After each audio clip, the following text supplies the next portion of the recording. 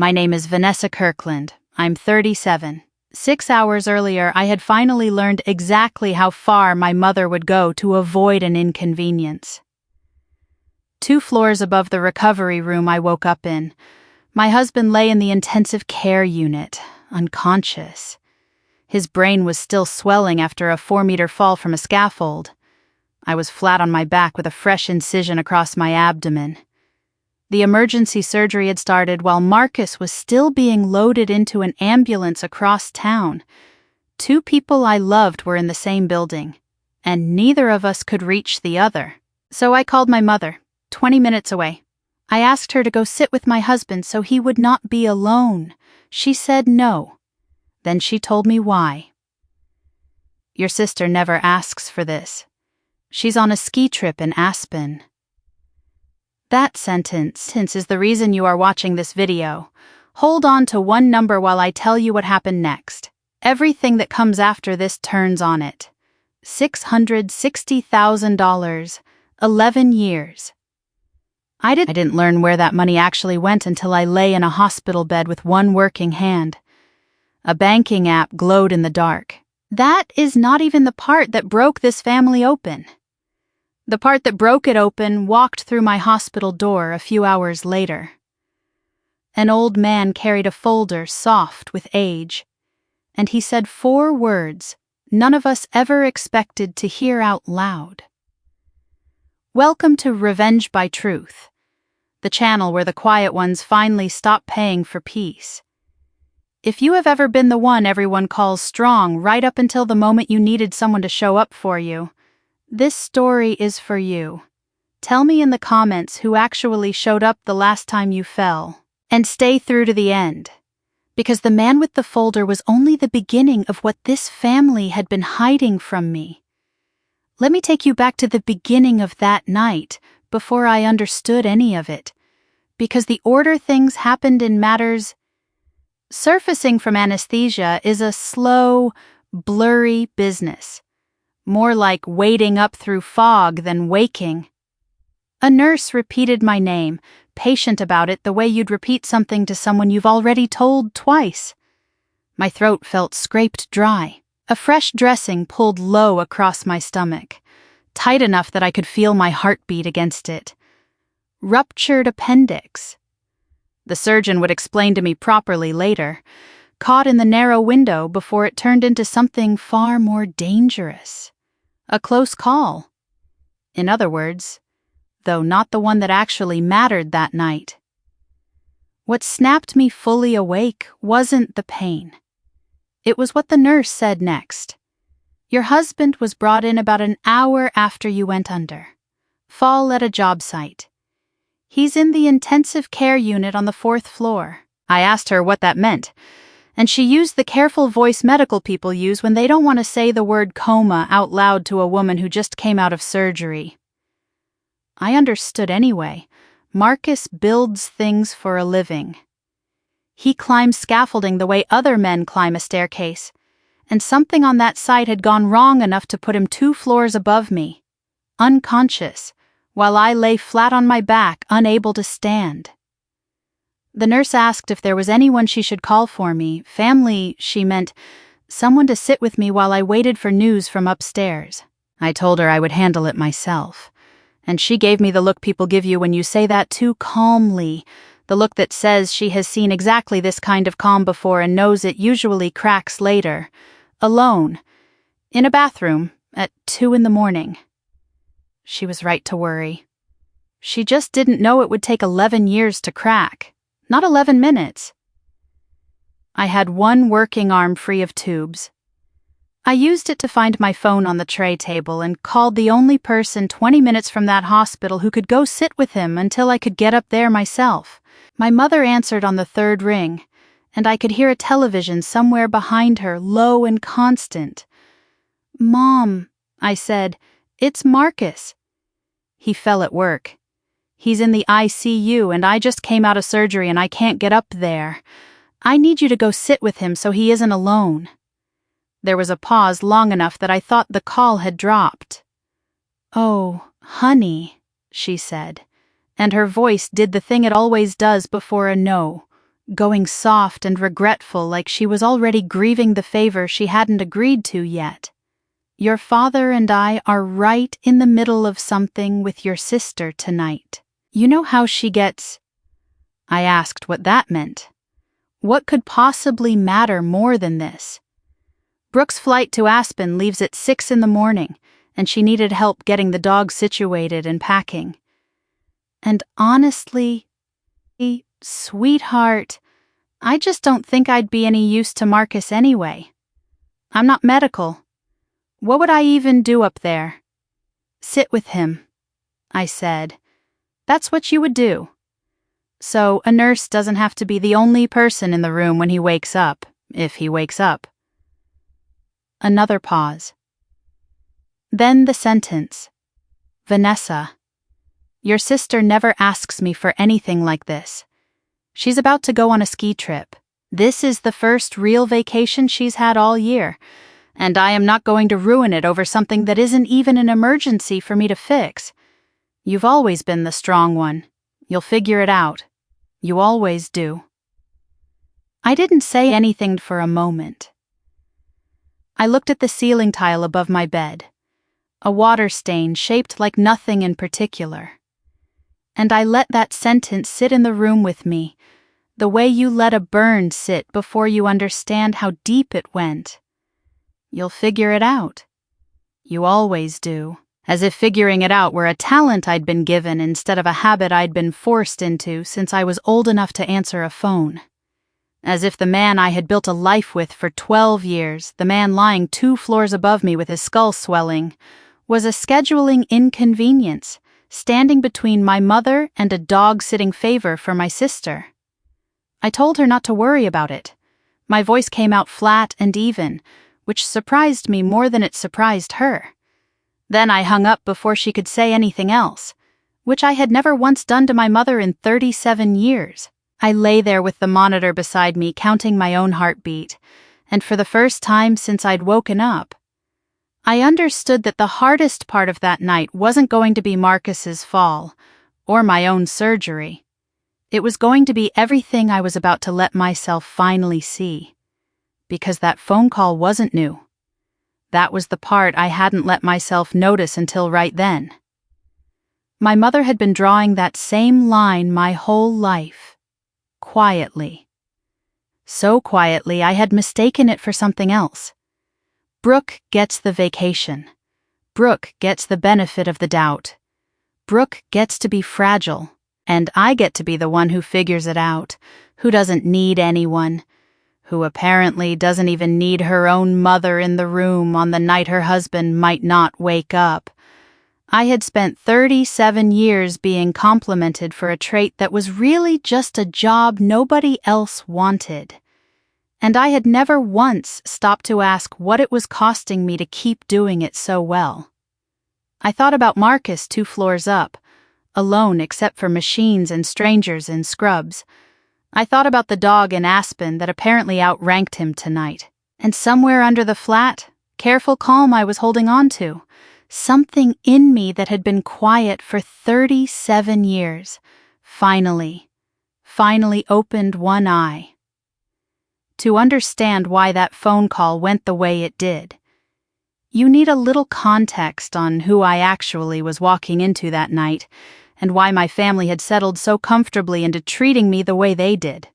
I grew up in a 2-bedroom rental outside Denver where the furnace worked, only when my father remembered to bleed the radiators, which was not often. Walter Calloway is a good man and a genuinely terrible planner. My mother, Renata, ran the household on a budget that never quite matched what came in. By the time I was 12, I understood, without anyone explaining it to me, that I was the child who did not require managing. Brooke needed things. Brooke needed rides and permission slips signed. She needed someone to sit up with her when she couldn't sleep. I needed a library card and to be left alone with my homework. And that arrangement suited everyone so well that nobody ever thought to ask if it suited me. I put myself through 2 years of community college, working the overnight stock shift at a pharmacy. I transferred on a partial scholarship and landed, eventually, in a field nobody in my family understood or particularly respected. I became a claims investigator for a regional health insurer, the person they hand a file to when a case doesn't add up, when the numbers on paper don't match the story a provider or a patient is telling. It is unglamorous work. It also taught me, quickly and permanently, that documents don't lie the way people do. A spreadsheet has never once tried to make me feel guilty for asking a question. Marcus and I met when I was 29, on a job site of all places. I was there investigating a workers' compensation claim, and he was the supervisor who actually gave me a straight answer instead of a runaround. We married 2 years later. We waited on children partly for our own reasons, and partly because there was always something my family needed handled first. Somewhere in there, the waiting stopped being a plan and became simply our life, which was fuller than I think either of us expected it to be. We lived carefully. 2 incomes, 1 paid-off truck, a habit of putting money away that nobody watching us from the outside would have guessed at. Marcus came with his own family, of course, the way everyone does. His father had died 6 years ago, well into our marriage, and Marcus had never fully finished grieving him. His mother, Deborah, a retired high school principal with very specific opinions about very nearly everything, had never quite decided whether I was good enough for her only son. She was polite to me. Politeness, I would learn, is not the same thing as welcome. But that night in the hospital, I still believed it was close enough. And I had bigger things pressing on me than my mother-in-law's opinion of my worth. Without that quiet financial discipline, none of what I am about to describe would have been within my reach at all. For 11 years, I had been sending my parents $5,000 a month. I want to say that number out loud once. Clearly, the way I never once said it out loud to Marcus. Because I never let myself say it out loud to myself either. $2,200 for what I called general help. $1,000 toward what I believed was still a mortgage payment. $800 I labeled in my own head as my father's medical fund. He'd had a mild heart scare years earlier, and I had simply never stopped paying for a crisis that had technically ended. And $1,000 a month, quietly, for Brooke, because at some point, just until she gets her footing, had become a sentence with no expiration date attached to it. I called it responsibility at the time. In my head, I was simply the one member of that family with enough patience and discipline to hold things together. For a long stretch of years, that role felt less like a weight and more like a title, something specific about me that nobody else could claim or take away. Here's the distinction I need you to sit with, because everything that follows depends on it. Nobody deceived me into any of this. I walked into it with my eyes open, a competent, methodical woman who had quietly concluded, transfer by transfer, year by year, that being indispensable was the closest thing to safety she was ever going to get. Hold up the roof long enough. Some part of me had decided, and nobody gets to ask you to leave the house. That night, lying in a recovery bed with my husband unconscious 2 floors above me and my mother's voice still hanging in the air of that room, I finally let myself ask the question I had spent 11 years avoiding. Not whether I loved my family. I did. I do. The question was simpler and much harder to sit with. What exactly had all of that money actually been buying me? I want to say one more thing before I show you what I found, because I think it matters to anyone watching this who has ever been the dependable one in a family like mine. Nobody sits down one day and decides to become the person who quietly funds everyone else's comfort. It happens a transfer at a time, a favor at a time, each one small enough to justify on its own, until 11 years have gone by, and you cannot remember the version of yourself who hadn't yet said yes to all of it. I was not weak. I was thorough and patient, and I trusted the story my family told about itself, which is a very different thing from being foolish, though from the outside I imagine it looks the same. I reached for my phone and again, not to call anyone this time, to look. The bank account came later. I want to be precise about the order of events here, because it tells you something true about who I am underneath whatever anger you might expect from me right now. My instinct that night wasn't to retaliate. It was to fix whatever was fixable in front of me in the next 5 minutes. A fall cannot be undone, and a scaffold cannot be uncollapsed. An empty chair beside an unconscious man's bed is, if you have any money at all and a working phone, a solvable problem. Marcus and I had looked into private duty nursing once before, years earlier, after a bad flu season left us both flattened for 2 weeks with no one to check on either of us. We never used the service. We just kept the number. The way you keep a fire extinguisher, you hope you never need. I found it now in an old text thread, saved under a name I hadn't thought about in years, and I called with my one good hand while a monitor beeped somewhere behind my head. A woman answered on the second ring, brisk and awake despite the hour. I gave her my name, Marcus's name, the floor, the room, and the situation in about 9 sentences, flat and clear.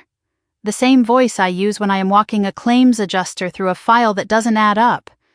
I need overnight coverage starting now. I told her. My husband is unconscious in the ICU, and I am recovering from surgery 2 floors down and cannot get to him myself. She asked, gently, whether there was a family member who could authorize things on his behalf if a decision needed to be made before I was mobile. I told her the truth. There is a family member. She had other plans tonight. I don't think the woman on the phone caught the edge in that sentence, but I heard it, and some small, cold part of me noted that I had just said the truest thing I would say all night, and I had said it to a stranger instead of to my own mother. 40 minutes later, a nurse named Renee let herself past the ICU desk with her credentials and the paperwork I had emailed from my hospital bed, and she texted me a photo I still have saved, Marcus, still and pale under the fluorescent light, a blanket pulled up to his chest, a monitor tracing his heartbeat in slow green peaks across the screen behind him. Nobody in that photo looked like they were going to wake up and be fine tomorrow.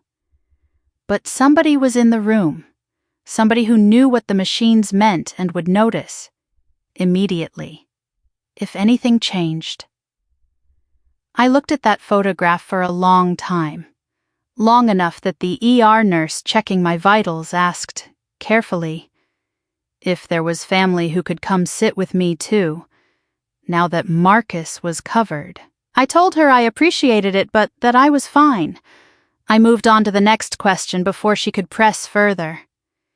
She blinked at me, like someone who'd been there to catch me when I fell apart. I wasn't being cold. I was doing the only thing I've ever known under pressure. I take the problems in front of me one at a time, in order, competently, and don't stop to feel any of it until the list is empty. My husband, as of 40 minutes ago, was being watched over by a professional who had been paid promptly and without complaint. They were doing the one thing my own mother had refused to do for free. There was a particular kind of grief in that sentence I did not let myself feel yet. Feeling it would have required stopping. And stopping was not something I knew how to do at 1 a.m. with a fresh incision and a husband on a different floor. The ER nurse finished checking my vitals and lingered a moment before she moved to the next bay. Something in her expression softened into a kind of respect I hadn't expected and didn't entirely trust. Most people fall apart, she said. Not unkindly. I told her falling apart was a luxury I would schedule for later, once there was nothing left on the list that actually needed doing. She laughed, a short, surprised sound, and told me to page her if the pain got past what the medication could hold. Then she was gone, and the curtain fell back into place, and I was alone again with the quiet, and the machines, and the one thing left undone. There was exactly one item left on my private list that night. One thing I had carried, unexamined, for 11 years, and had never once let myself pick up and actually look at directly. My left hand was free. The monitor kept its steady rhythm beside me, for the first time since I woke up in that recovery bay. With the anesthesia fully gone, my mind went very quiet and very clear. It was the particular clarity I usually only feel at my desk, staring down a file that's been lying to everyone for years and is finally about to stop. My thumb found the banking app on its own, almost without me deciding to open it. 11 years of automated faith were sitting one tap away from finally being counted, and some quiet, braced part of me already understood I was not going to like whatever number came back. 4 scheduled transfers sat waiting under a tab I almost never opened. Each one was so familiar I could have recited the labels in my sleep, and for 11 years that was essentially what I had been doing. Mom and Dad, $2,200 a month.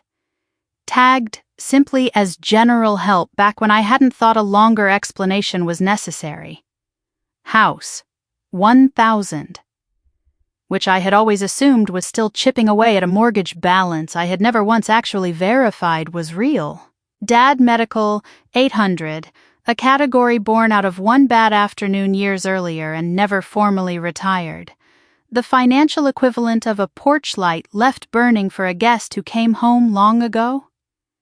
And last, Brooke's support, $1,000. Carrying a note I'd typed myself in a hopeful mood years back and hadn't reread since, just until she's steady. My father's heart scare had happened when I was 26. A bad chest pain in a grocery store parking lot that turned out to be a blocked artery and a stent, and 3 days in the hospital that terrified all of us. I had set up that transfer from a payphone outside the cardiac unit, practically still in my work clothes, and I had never once revisited the decision, because revisiting it would have meant admitting my father had recovered years ago and the fund had simply kept running on momentum, like a car left idling in a garage nobody uses anymore. $5,000 a month. Total. I had carried that figure around in my head for years, the way you carry a fact you've decided not to examine too closely. It felt familiar enough to be true without ever once being checked against reality. Multiplying it out, monthly amount by number of months, was a calculation that had taken me exactly 4 seconds and 11 years to finally perform. $660,000. I did not gasp, or cry, or drop the phone. What actually happened was quieter and colder than that, a kind of internal recalibration. The sensation of watching a number rearrange every assumption I'd been operating under since I was 26 years old. Canceling the transfers took less time than reading this sentence has taken you.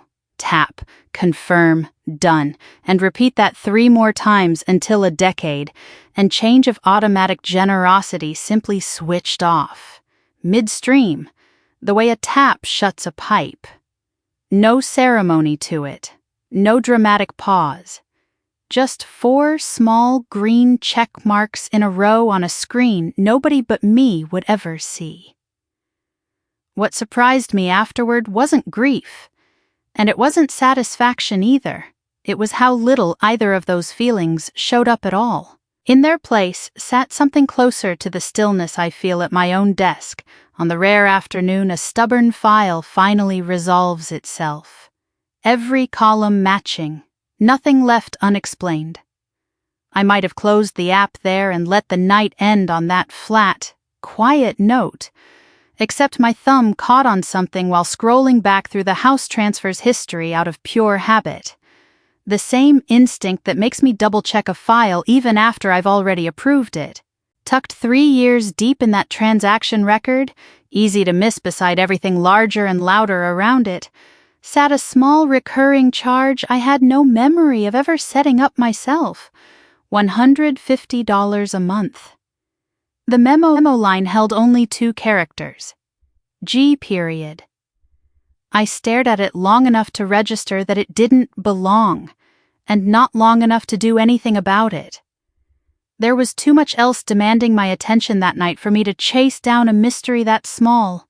I noted it, the way you note an odd sound in an unfamiliar house at 2 a.m, and let it go, telling myself I would come back to it once there was room to. I thought, briefly, about Brooke's memo line. Just till she's steady. I had typed that myself. Hopeful, years ago. Back when I still believed steadiness was something you could hand someone else the way you hand them cash, instead of something they had to build for themselves one decision at a time.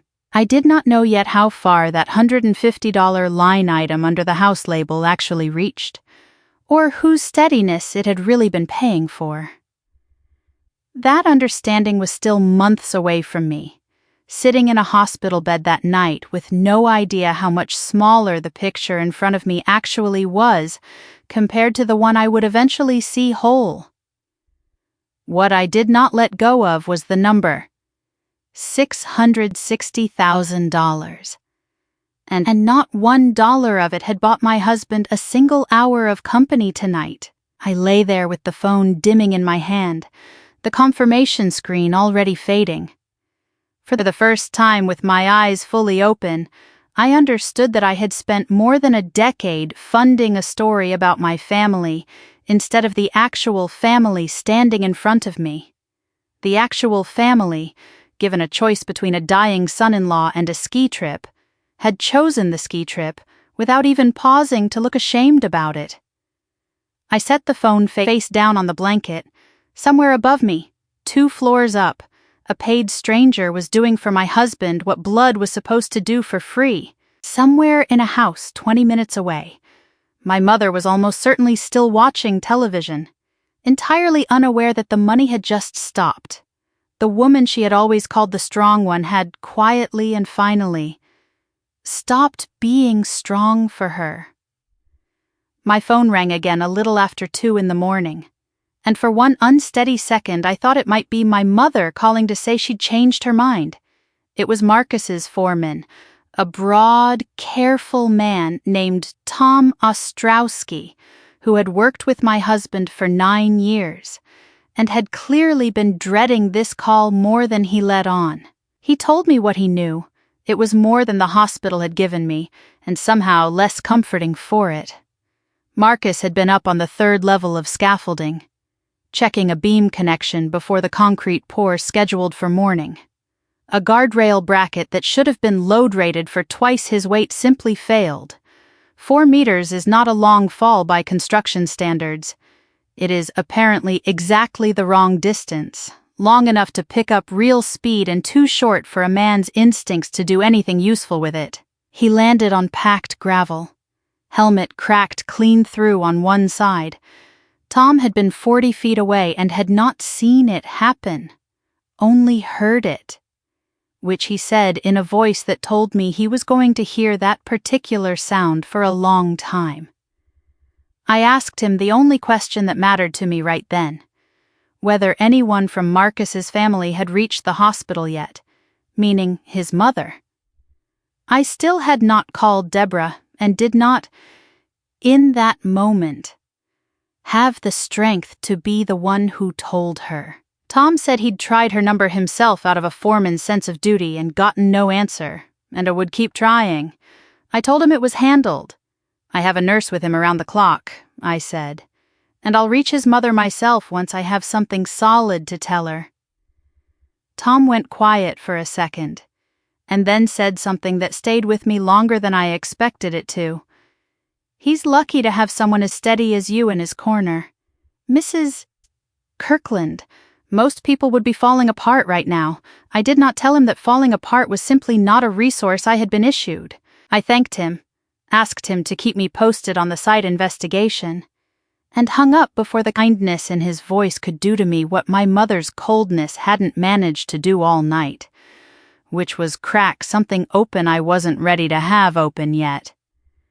A resident came by shortly after that with an update from the ICU, careful and measured the way doctors are when they don't want to promise anything they can't take back later.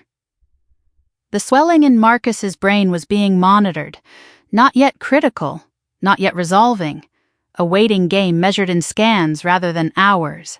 He was stable, she said, which in a hospital is a word that means something specific and much smaller than it sounds to everyone standing outside the building. Stable did not mean improving. It meant, for now, not getting worse. I would take it, because it was the only thing on offer. I asked her to please call me directly, on my cell, the moment anything changed, day or night, and to make sure Renee had that same instruction in writing at the nurse's station.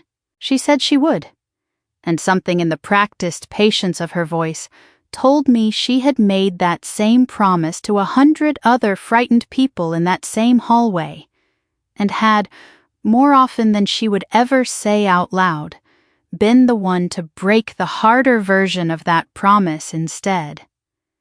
I did not let myself think about that for very long. I lay there afterward with the ceiling tile and its meaningless water stain again. A bracket had failed at exactly the wrong moment, and I thought about how much of a life comes down to hardware nobody thinks to inspect until it's already too late. I thought about how long Marcus had climbed structures other men wouldn't, trusting the math and the ratings and the people responsible for checking them, the way I had spent 11 years trusting a story my own family told about needing help. Both of us, in our own ways, had put weight on something that turned out not to hold. I did not cry. I want to keep being honest with you about that, because I think there is a version of this story where the woman in the hospital bed is supposed to break down here, and I understand why audiences want that moment, the relief of watching someone finally let go. That was not available to me that night. What was available to me was work, the one language I have always spoken fluently. And so instead of falling apart, I asked the nurse checking my incision for my laptop bag, which Marcus had, with an almost comic ordinariness, packed for a business trip that never happened because he went straight from home to the job site the morning before any of this. Inside it was exactly what I needed: a laptop, a charger, and 11 years of banking history I had never once let myself look at as a whole.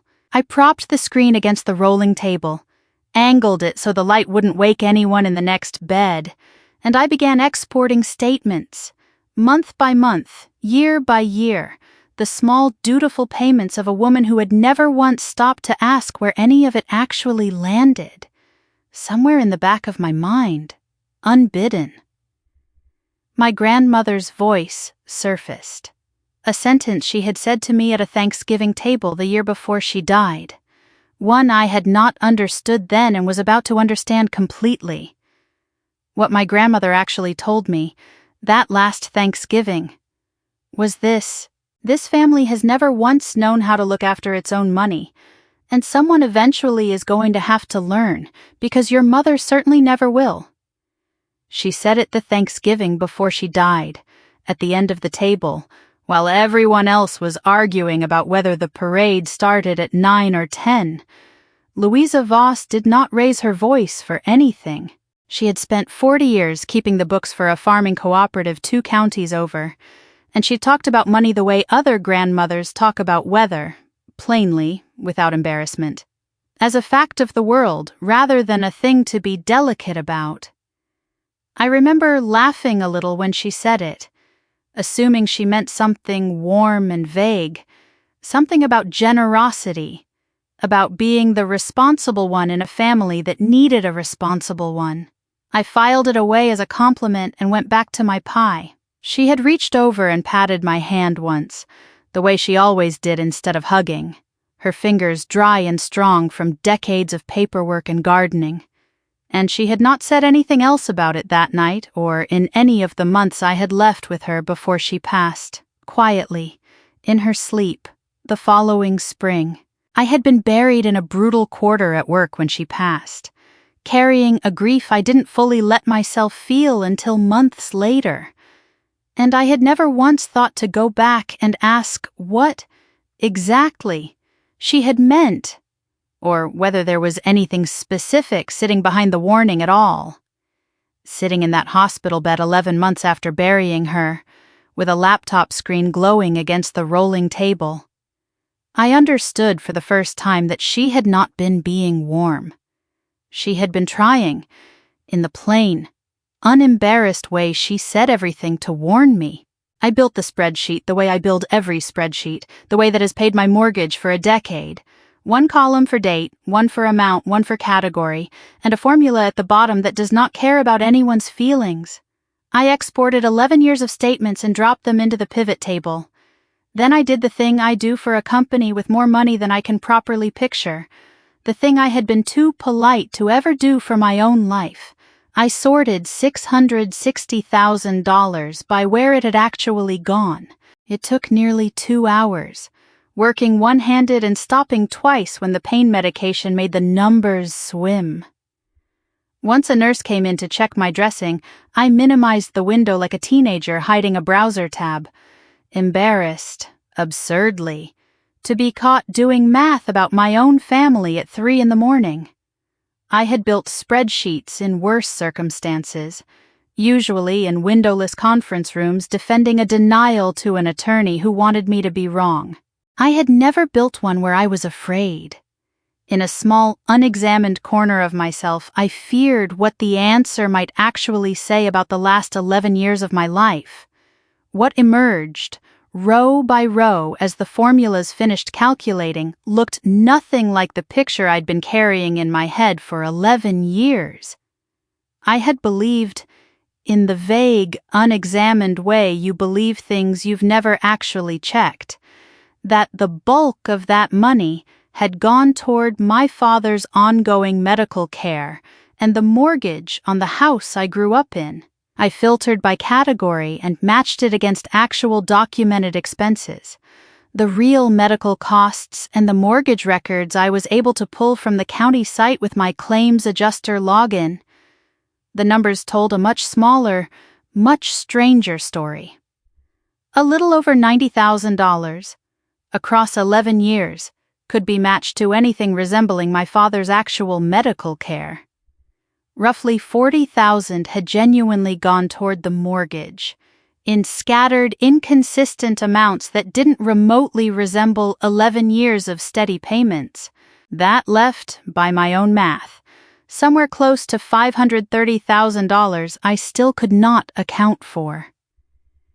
I sat with that number for a moment, the cursor blinking at the bottom of an unfinished formula. I felt the vertigo of watching a story you had told yourself for over a decade start to come apart at the seams, one verified fact at a time. It is a strange, specific kind of dizziness, the kind I usually only see on the faces of claimants across a conference table when I show them a document that contradicts the version of events they have believed for years. I had never once imagined I would be the one sitting on that side of the table, staring at my own life the way I stare at someone else's fraud. Louisa's warning surfaced in my head again, unbothered and plain, exactly the way she'd delivered it the first time. Someone was always going to have to learn how to look after this family's money. I filtered by withdrawal location next, the way I would on any case where the paper trail didn't match the story being told. And a cluster lit up almost immediately, dense and strange. Dozens of transactions I had never once thought to look at closely because they'd always been small enough to pass beneath my notice. Individually, each one looked like nothing. A grocery run, a gas station, a pharmacy visit. It was only once the spreadsheet grouped them by frequency and pattern that the shape of something else emerged underneath the ordinary noise of a life. Something deliberate and repeated in a way ordinary spending never quite is. I leaned forward, ignoring the pull of the incision across my stomach, and started to read. My phone buzzed with a different kind of alert while I was still staring at that cluster of unfamiliar transactions. A group thread I rarely open called Calloway Family. 14 relatives deep, mostly aunts, mostly silent except around holidays and exactly this kind of occasion. I almost let it sit unread. Something made me tap it instead. My mother had not wasted the hour. A message from her sat near the top of the thread, time-stamped a little over 60 minutes earlier, long enough that it took 2 full scrolls to reach the bottom of it. I am heartbroken to have to say this. It began, "Vanessa has decided, in the middle of a very difficult night for our whole family, to cut your father and me off financially without any warning or explanation. You all know how hard we have struggled since his heart trouble started. I don't know how we're going to manage his medicine now. We have always tried to handle things quietly, on our own, without burdening anyone. But I think it's time the family understood what kind of pressure your uncle and I have been under. We have always tried to handle things quietly, on our own." I read that line 3 times. The same woman who had cashed a transfer from me on the 1st of every month for 11 years had just typed, "To 14 people," the exact sentence she had apparently been rehearsing on everyone else the entire time. It was not a new lie. It was the same lie, worn smooth from repetition. This time, it wasn't a private phone call I could simply hang up on. It was a stage, and she had built it in under an hour, out of grief she did not currently possess for a crisis she herself had caused. I want to be fair to the people in that thread, because most of them were not being cruel. They were being exactly as gullible as I had been for 11 years. Reacting to a story that had always sounded plausible because my mother told it with such total, unblinking conviction. She has always been good at that. Some people are gifted with music or numbers. My mother was gifted with sincerity she did not actually feel, delivered in a tone nobody had ever thought to question. Aunt Patricia, my mother's younger sister, had already replied with 2 broken heart emojis and a line about how family should never turn its back on family in hard times. A cousin I hadn't spoken to since a wedding 4 years ago sent a single praying hand symbol. Someone else asked if there was a way to help, a fundraiser, anything. Nobody in that thread knew the actual number. Nobody knew that the crisis my mother was describing had been quietly solved, from her end, by a monthly transfer that had just been sitting on autopilot since before some of these cousins had learned to drive. I felt the old reflex rise in me, fast and familiar, the urge to explain myself, to type out the real math, to manage 14 people's feelings the way I had spent a lifetime managing everyone's feelings, so that nobody would think badly of me for even 1 uncomfortable hour. My thumb actually hovered over the keyboard. Then I set the phone face down on the blanket instead. Explaining had always been the old version of me, the one who apologized for taking up space, who softened every hard fact until it was easy enough for everyone else to swallow without chewing. I did not, in that moment, know exactly what the new version of me was going to look like. I only knew, with a strange and steady certainty, that it was not going to start with a paragraph defending herself to 14 relatives at 3 a.m. while her husband lay unconscious 2 floors away. I thought instead about the cluster of transactions still glowing on my laptop screen. The pattern I hadn't finished reading when the group chat interrupted me. Whatever that money had actually gone toward, it was going to speak for itself, eventually, in a way no amount of typing from a hospital bed ever could. My mother had spent 30 years winning arguments with feeling. I had spent 11 years losing quietly to it. I did not yet know exactly how the balance was going to shift. I only knew, closing the group chat without a single reply, that for the first time in my life I was no longer interested in being believed. I wanted to be right on paper, in a way nobody in that family chain could argue with once they finally saw it. I thought, too, about my father. He was silent in that thread the way he was in most rooms once my mother started talking. He had not typed a word. I didn't know whether his silence meant he agreed with her, or whether 4 decades into their marriage, he'd learned it was safer not to disagree in writing where anything could be screenshotted and kept. I would find out which one it was eventually. That night was not going to be the night I found out. I picked the laptop back up. Somewhere in that cluster of small, repeated withdrawals was the real answer to my mother's story. She was telling it to 14 people right then, with tears she hadn't once shed, as far as I knew, for the husband lying unconscious 2 floors above me. I intended to find every last piece of it before the sun came up. The door to my room opened slowly a few hours after I'd canceled those transfers, sometime past 4 in the morning. My grandfather walked in. Desmond Voss is 79 years old, my mother's father. He now moves with a cane he clearly resents needing, each step considered before he commits to it.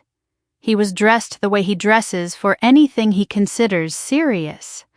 A pressed flannel shirt buttoned to the throat despite the hour. Under his free arm he carried a manila folder gone soft and furred at the corners with age, bound shut with 2 rubber bands that had lost most of their stretch years ago. I had not told him which hospital. Nobody had, as far as I knew, which meant he had called around himself in the middle of the night, describing his granddaughter to strangers on the phone until one of them recognized me. I learned that detail later, from Renee, who had overheard him at the nurse's station insisting he wasn't leaving until someone confirmed I was actually there. He set the folder on the foot of my bed, the way a man sets down something he's carried a long distance. Looked at me, at the dressing visible through my gown, and something in his jaw worked before he spoke. Renata called it a minor mishap on the phone, he said, using my mother's given name the way he always did instead of any softer title. I got about halfway here before it occurred to me she'd never once in her life used the word minor about anything that was actually minor, so I kept driving. He lowered himself into the vinyl chair beside the bed with the particular care of a man whose knees have opinions about sudden movement, rested both hands on top of his cane, and told me the one thing I don't think I will ever be able to fully stop hearing. None of this surprises me. Vanessa. I have suspected it for longer than you'd believe. I asked him what, exactly, he had suspected. He looked at the folder instead of at me, the way people do when the truth is easier to say to an object than to a face. About the money, he said, all 11 years of it. About where your mother has actually been spending her time. About what she's been telling this family while you quietly ran yourself into the ground for her. He tapped the folder once, a single deliberate knock, and did not open it. Not tonight, though, he said. You've had enough tonight. When I tell the rest of it, I want to tell it properly, in a room with everyone in it, where nobody gets to slip out the side door and pretend they didn't hear. I asked him, carefully, how long he had known, and what had made him start looking in the first place. He was quiet for a moment, turning the folder slightly under his hand, And then he told me about my grandmother. Louisa had not simply passed peacefully in her sleep the way the family had always told it, he said. In her last year she had grown watchful, noticing things, the new purchases that didn't match a fixed income, a change in the way my mother talked about money that felt performed rather than honest. She had stopped letting it go unremarked. She had cornered him one evening in the kitchen, he said, and told him plainly that somebody was keeping this family afloat, and it was not the two of them, and she wanted to know who. It had taken him a while to find the answer. He is not a young man, and banks are not eager to discuss another adult's account with an elderly relative asking polite questions. But he had spent 4 decades managing the books of a farming cooperative, and he knew, better than most people twice his age, how to follow a number that did not want to be found. Eventually, the trail led him to me. 11 years of his granddaughter quietly pouring her own savings into a gap her mother kept opening back up, never once mentioning it to a soul. Your grandmother had every intention of setting things right herself while she still could. He told me. Her body simply didn't give her enough time to finish it the way she'd planned. So together we found another way to get it done. He would not say more than that yet. He told me only that Louisa had spent her last clear months meeting with an attorney in Boulder, and that whatever she had set in motion carried both her signature and his, and that the attorney believed, with real confidence, that it would hold. He stood, gathering the folder back under his arm, careful of his knees, and paused at the door before he left.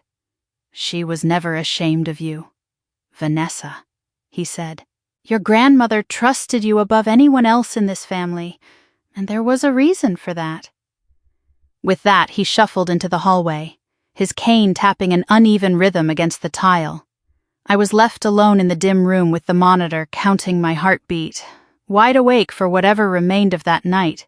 I thought about how strange it was that the relative who had driven furthest arrived fastest, and asked for the least in return was someone I'd spoken to maybe a dozen times all year, mostly at holidays, mostly in passing, because my mother had a way of standing at the center of every gathering that left her own father at the margins of rooms he'd helped pay for decades earlier.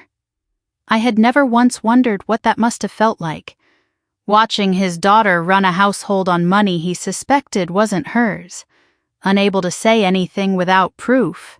Whatever sat in that folder had cost him more than gas money and a sleepless night. It had cost him a year of deliberate silence, waiting for exactly the right room to finally open it in. I should explain before I tell you what I found, why I was able to see any of this at all. 4 years ago, after my father's heart scare, my mother had added me as a view-only user on their joint checking account.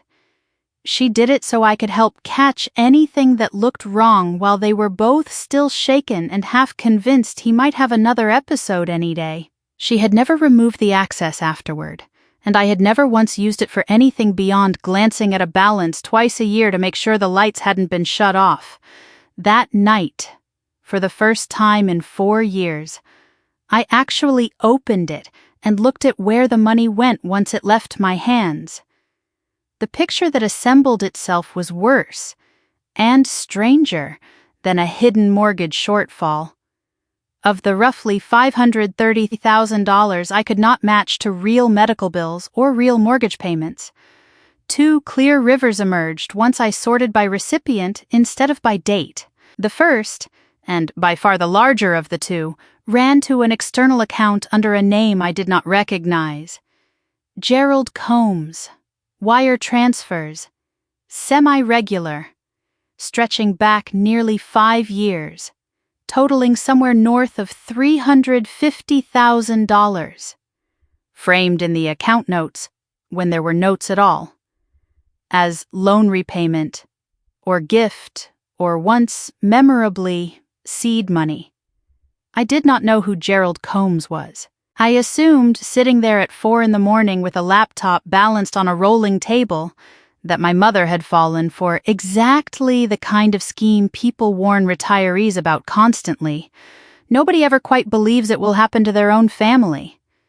Maybe an online relationship.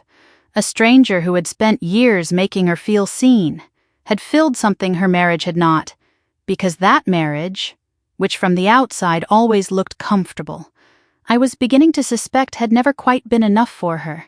I felt something unexpected then, underneath the anger, a kind of pity I hadn't been ready for. I want to be honest that in that moment I did not go looking any further into who Gerald Combs actually was. I had a folder of my own problems open on my lap and a husband 2 floors up whose brain was still swelling. Some quiet, disciplined part of me filed the name away the same way I had filed away the strange $150 line item earlier that night. Useful later. Not useful now. I did not yet understand how much later would turn out to mean, or how close to home that particular thread was actually going to lead. The second river was smaller and required no imagination at all. I recognized every destination on it immediately. A little under $180,000, over 11 years, had gone directly into accounts tied to Brooke's business, well beyond the modest monthly support I had knowingly signed up for. Equipment leases, a branding consultant, 3 separate photography retainers I could see itemized by name, my sister's entire online identity, the effortless, sun-soaked life she posted for 11,000 followers, had been quietly underwritten by a sister she had never once thanked. She did not know I existed as a line item at all.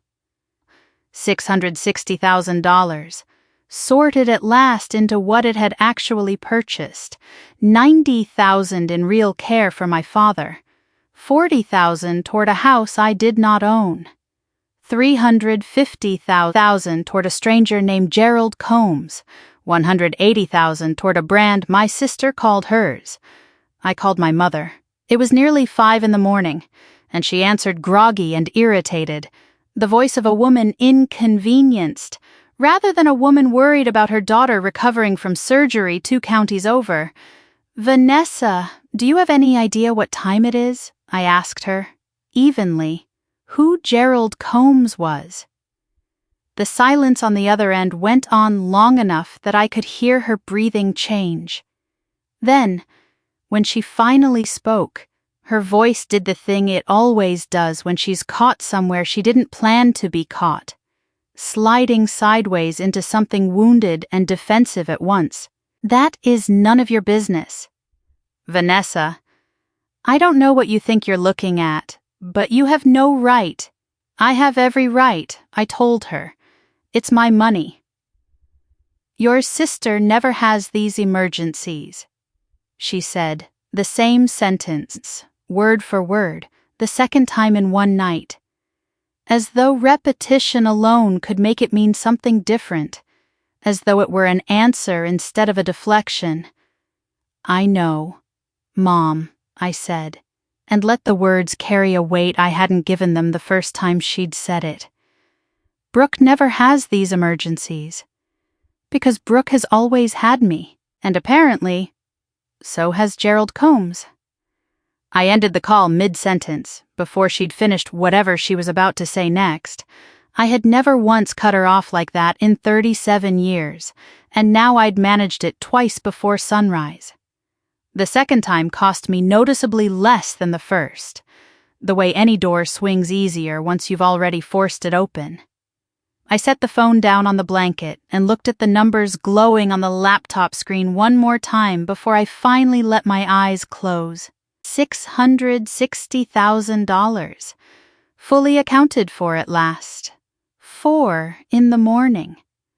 The story I had told myself for over a decade lay in pieces across a spreadsheet nobody else in my family had ever bothered to build.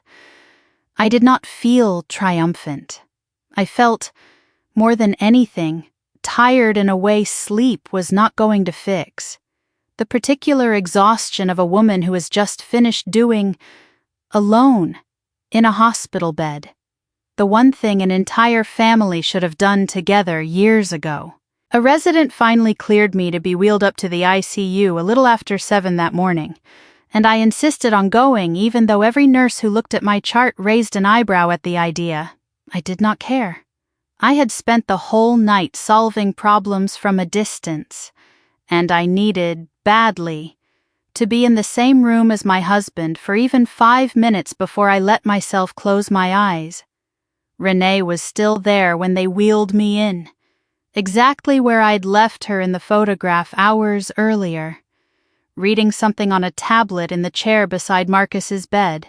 She stood the moment she saw me and gave me a clean, professional rundown of his vitals overnight. Stable, unchanged, no new concerns. Then she quietly stepped out to give us a few minutes. The kind of small mercy I was going to remember long after that week ended. I reached over with my one good hand and took his. His fingers were warm. That surprised me more than it should have. Some part of my brain having quietly prepared itself for cold. I talked to him for a while, the ordinary things, that Tom had called, that the swelling was being watched, that I loved him and needed him to keep doing whatever stubborn, steady thing his body was doing to hold on. I did not expect anything back. The doctors had been careful not to promise me anything back. Renee had told me, gently, before she stepped out, not to expect anything. That reflexes at this stage could mean very little medically, even when they meant everything to the person watching for them. I understood that. I held it in my mind right alongside the hope anyway, because I had spent the entire night learning that two contradictory things could both be true at once. That my mother could genuinely believe she loved me and still leave my husband to strangers. That a spreadsheet could hand me clarity and grief in the exact same instant. His fingers moved. Not much. A small, deliberate pressure around my hand, there and then gone. It would have been easy to imagine if I'd wanted to imagine it badly enough. Except I hadn't been imagining anything all night. And I knew the difference between wanting a thing and actually feeling it. I sat very still and waited to see if it would happen again. It did. Fainter the second time. But real.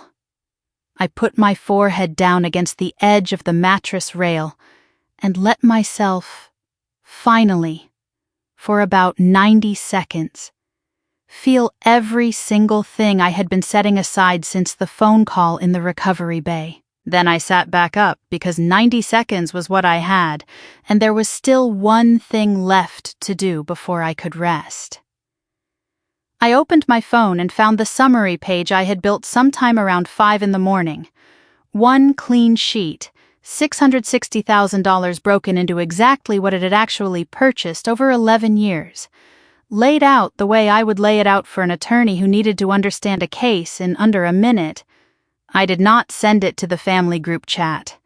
I was not interested in an audience of 14 people arguing in real time. I sent it to exactly one person, my Aunt Patricia, along with a single sentence. Here is where the money actually went, in case anyone in that thread asks again what your sister is supposedly struggling to manage on her own. I set the phone down and did not wait for a reply. I had learned something new about myself that night, something I suspected was going to keep being true for the rest of my life. I no longer needed anyone to respond in order to know I had told the truth. The reply came anyway. 20 minutes later, while I was finally being wheeled back down to my own room to rest, just 3 words. No punctuation, the kind of message people send when they're still trying to wrap their heads around something too big to respond to properly. Oh my God, I did not answer that either. They only need to exist. Clearly, in writing, where nobody can later pretend they were never said. By the time I finally slept that morning, the money had stopped, and my husband's hand had moved twice. Somewhere across town, my grandfather was almost certainly wide awake too, sitting with a folder he had waited a year to open. He was patient in a way I was only beginning to understand had cost him more than I would ever fully know.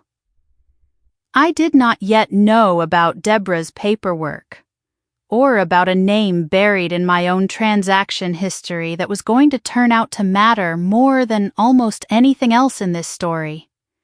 That night had given me everything I needed to believe the worst of it was over. It was exactly as long as it took me to fall asleep. It turned out to be the last uncomplicated rest I would get for several days. I did not know that yet, lying there with Renee's careful footsteps returning to the chair beside Marcus down the hall. My monitor beeped its steady, indifferent rhythm beside me. I only knew that for the first time since the phone rang the night before. I had stopped fighting anything, even for a few hours. I let my body do what it had been asking since the moment I woke up in that recovery bay, with a stranger's hands closing an incision I would carry for the rest of my life, alongside everything else I was learning to carry that week. Looking back, I want to tell you that night was the hardest part. For a while, I actually believed it myself. The money had stopped. Marcus's hand had moved. My grandfather had walked out of that room carrying a folder, and a promise, some proof, on one page, was already sitting in my aunt's phone where nobody could argue it out of existence. There is a version of this story that ends right there, tidy and satisfying. That is not the story I actually lived. Marcus stayed the way he was for 3 more days before the swelling finally allowed the doctors to talk about waking him slowly. I spent those 3 days doing the only 2 things I knew how to do: healing enough to walk on my own and sitting beside a bed that wasn't mine, listening to machines.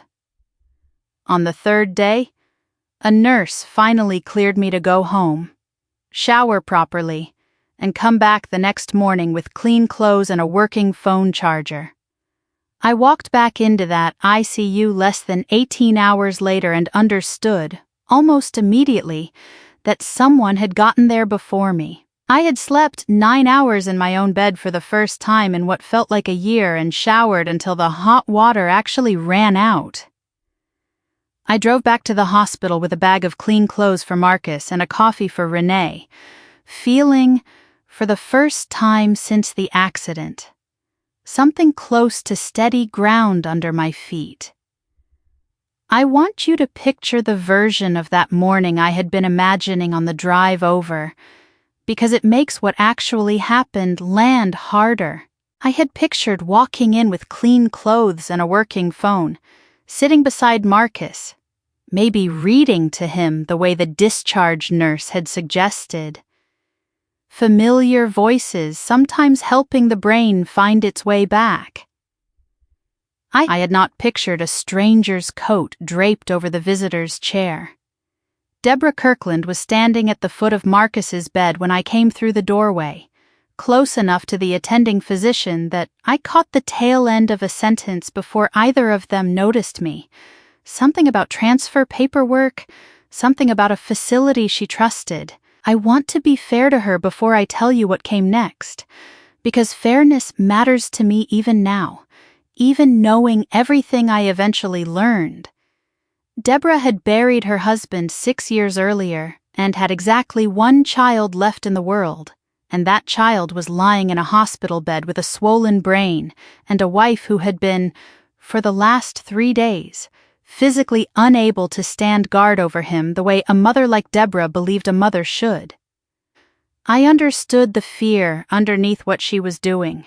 Understanding it did not make what she was doing acceptable. She had always been polite to me, technically, in the careful, formal way some people are polite to a weather system they'd rather not have moved into their neighborhood. Marcus used to joke that his mother ran every conversation like a faculty meeting, agenda set in advance, minutes taken, no room for anything she hadn't already anticipated. I had laughed along with him plenty of times over the years. I was not laughing now, standing in a doorway watching her run this particular meeting without me. "Vanessa," she said, turning as I stepped further into the room, her voice pitched somewhere between relief and something harder to name. "Good. You're here. There are a few things you and I need to discuss before anyone makes any decisions about my son's care." I asked the doctor, directly, what decisions were currently on the table that I hadn't been consulted about. He glanced at Deborah, then at me, the particular discomfort of a man who has just realized he's standing in the middle of a family dispute he did not sign up for that morning. He was young, younger than me probably, with the kind of careful bedside manner that gets taught in a classroom and tested for real the first time. A room like this one goes quiet and waits on you to say something that won't make it worse. "Your mother-in-law has raised some questions about the current care arrangement," he said carefully. "We're reviewing the documentation before we proceed with anything." "Documentation," I repeated.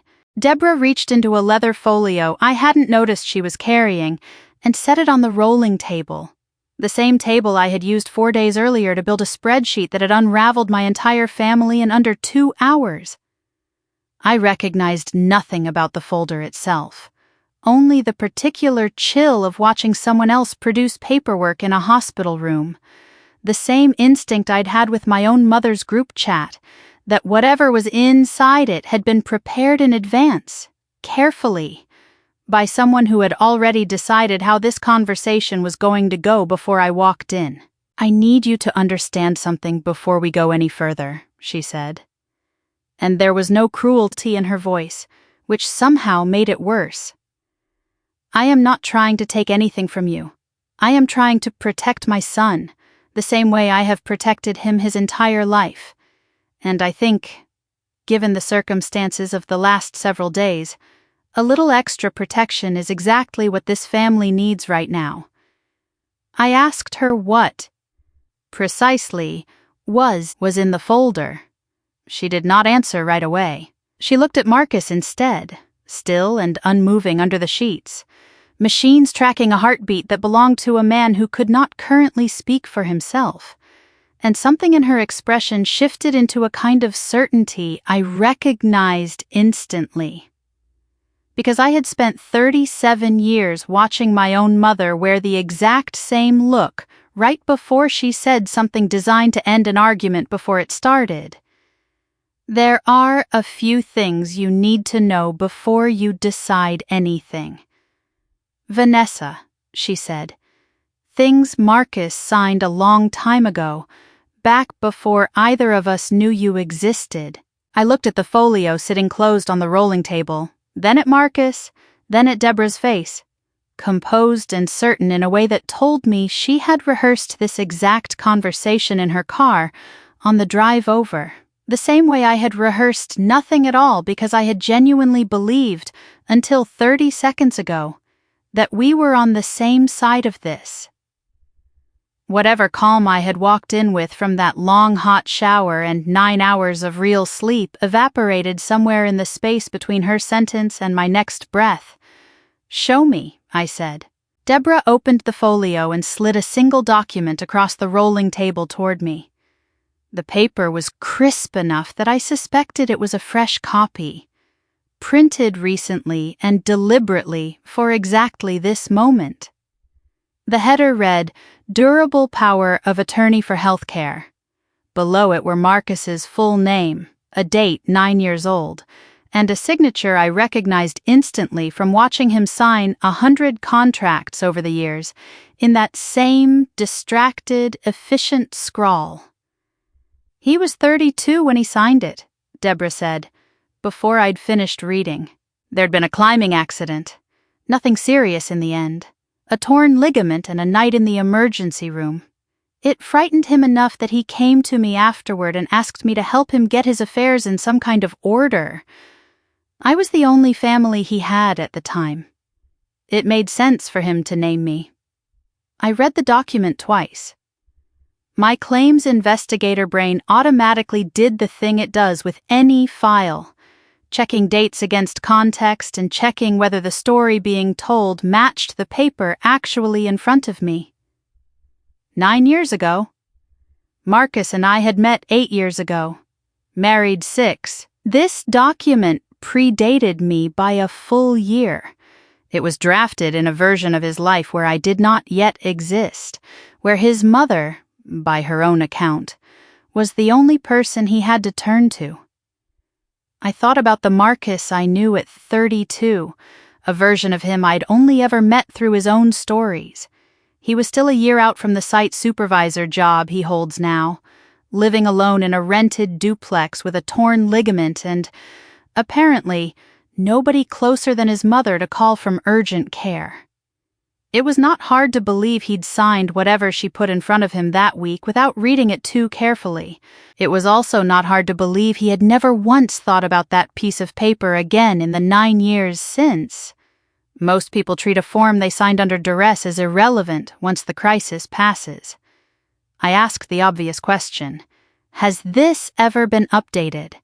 Has he ever mentioned canceling it, or replacing it with something that names me instead? Deborah's expression didn't change, which told me almost as much as an actual answer would have. "Not that I'm aware of," she said, "and until there's something in writing that says otherwise, I don't see how anyone could reasonably argue it's not still valid.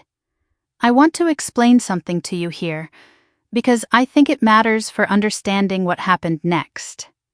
And it is the exact same instinct that had carried me through the worst night of my life 4 days earlier.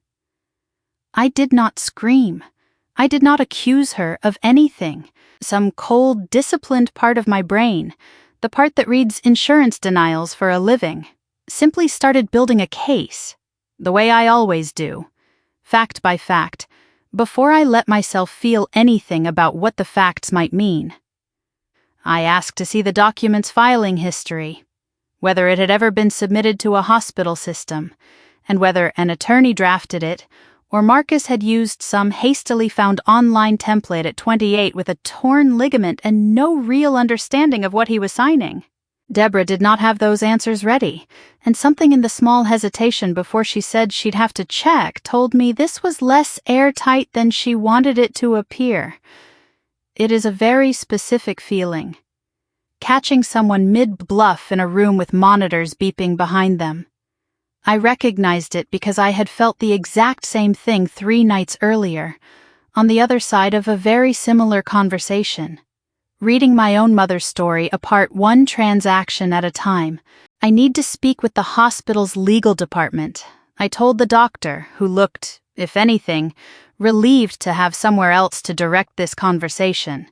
Until then, I don't believe anyone should be treating a 9-year-old document as the final word on anything, especially when it predates my entire marriage to the man lying in that bed. Deborah's voice, when she spoke again, had lost some of its rehearsed calm. Vanessa, I am not trying to fight you. I am trying to make sure my son has someone looking out for him who isn't currently recovering from major surgery herself. Someone with a completely clear head. That's all this is. I looked at her for a long moment, at the folio still open on the table, at Marcus motionless between us. And I thought about how many times in my own life someone had used the phrase, "looking out for you," as cover for something closer to taking over. I did not say that out loud. There was no version of saying it that would have helped Marcus in that moment. And helping Marcus was still, underneath everything else, the only thing I actually cared about. I simply gathered the copy of the document, told her I intended to have it reviewed properly, and walked out to find the one person in that hospital whose job it was to untangle exactly this kind of mess. Behind me, I heard Deborah say something quiet to the doctor, too low to catch, and I made myself keep walking instead of turning back to ask what it was, whatever she'd just said. I suspected I would find out soon enough. in whatever form she'd decided was next. The hospital's patient advocate, a soft-spoken woman named Priya who worked out of a windowless office 2 floors below Marcus's room, listened to my entire account without interrupting once. She took the copy of the document from me and read it twice with the particular thoroughness of someone who has learned, the hard way, exactly how much trouble an ambiguous piece of paper can cause a hospital's legal department. "Here is what I need you to understand," she said finally, setting the document flat on her desk between us. "This document was never formally revoked. Colorado law doesn't require a new marriage to automatically cancel an existing power of attorney. It only becomes invalid if Marcus explicitly revoked it in writing, or if a more recent document supersedes it." "Do you know of anything more recent?" I told her the truth, which was that I did not. In 12 years together, Marcus and I had talked, vaguely, more than once, about getting our own paperwork in order, a will, something formal naming each other, and like most people in reasonably good health with reasonably full lives, we had simply never gotten around to it. It is the kind of task that always feels like it belongs to some future, less busy version of yourself, right up until the exact week you discover how expensive that particular kind of procrastination can turn out to be. I thought, sitting in that windowless office, about every ordinary Sunday afternoon we'd let slide past instead of sitting down with an attorney.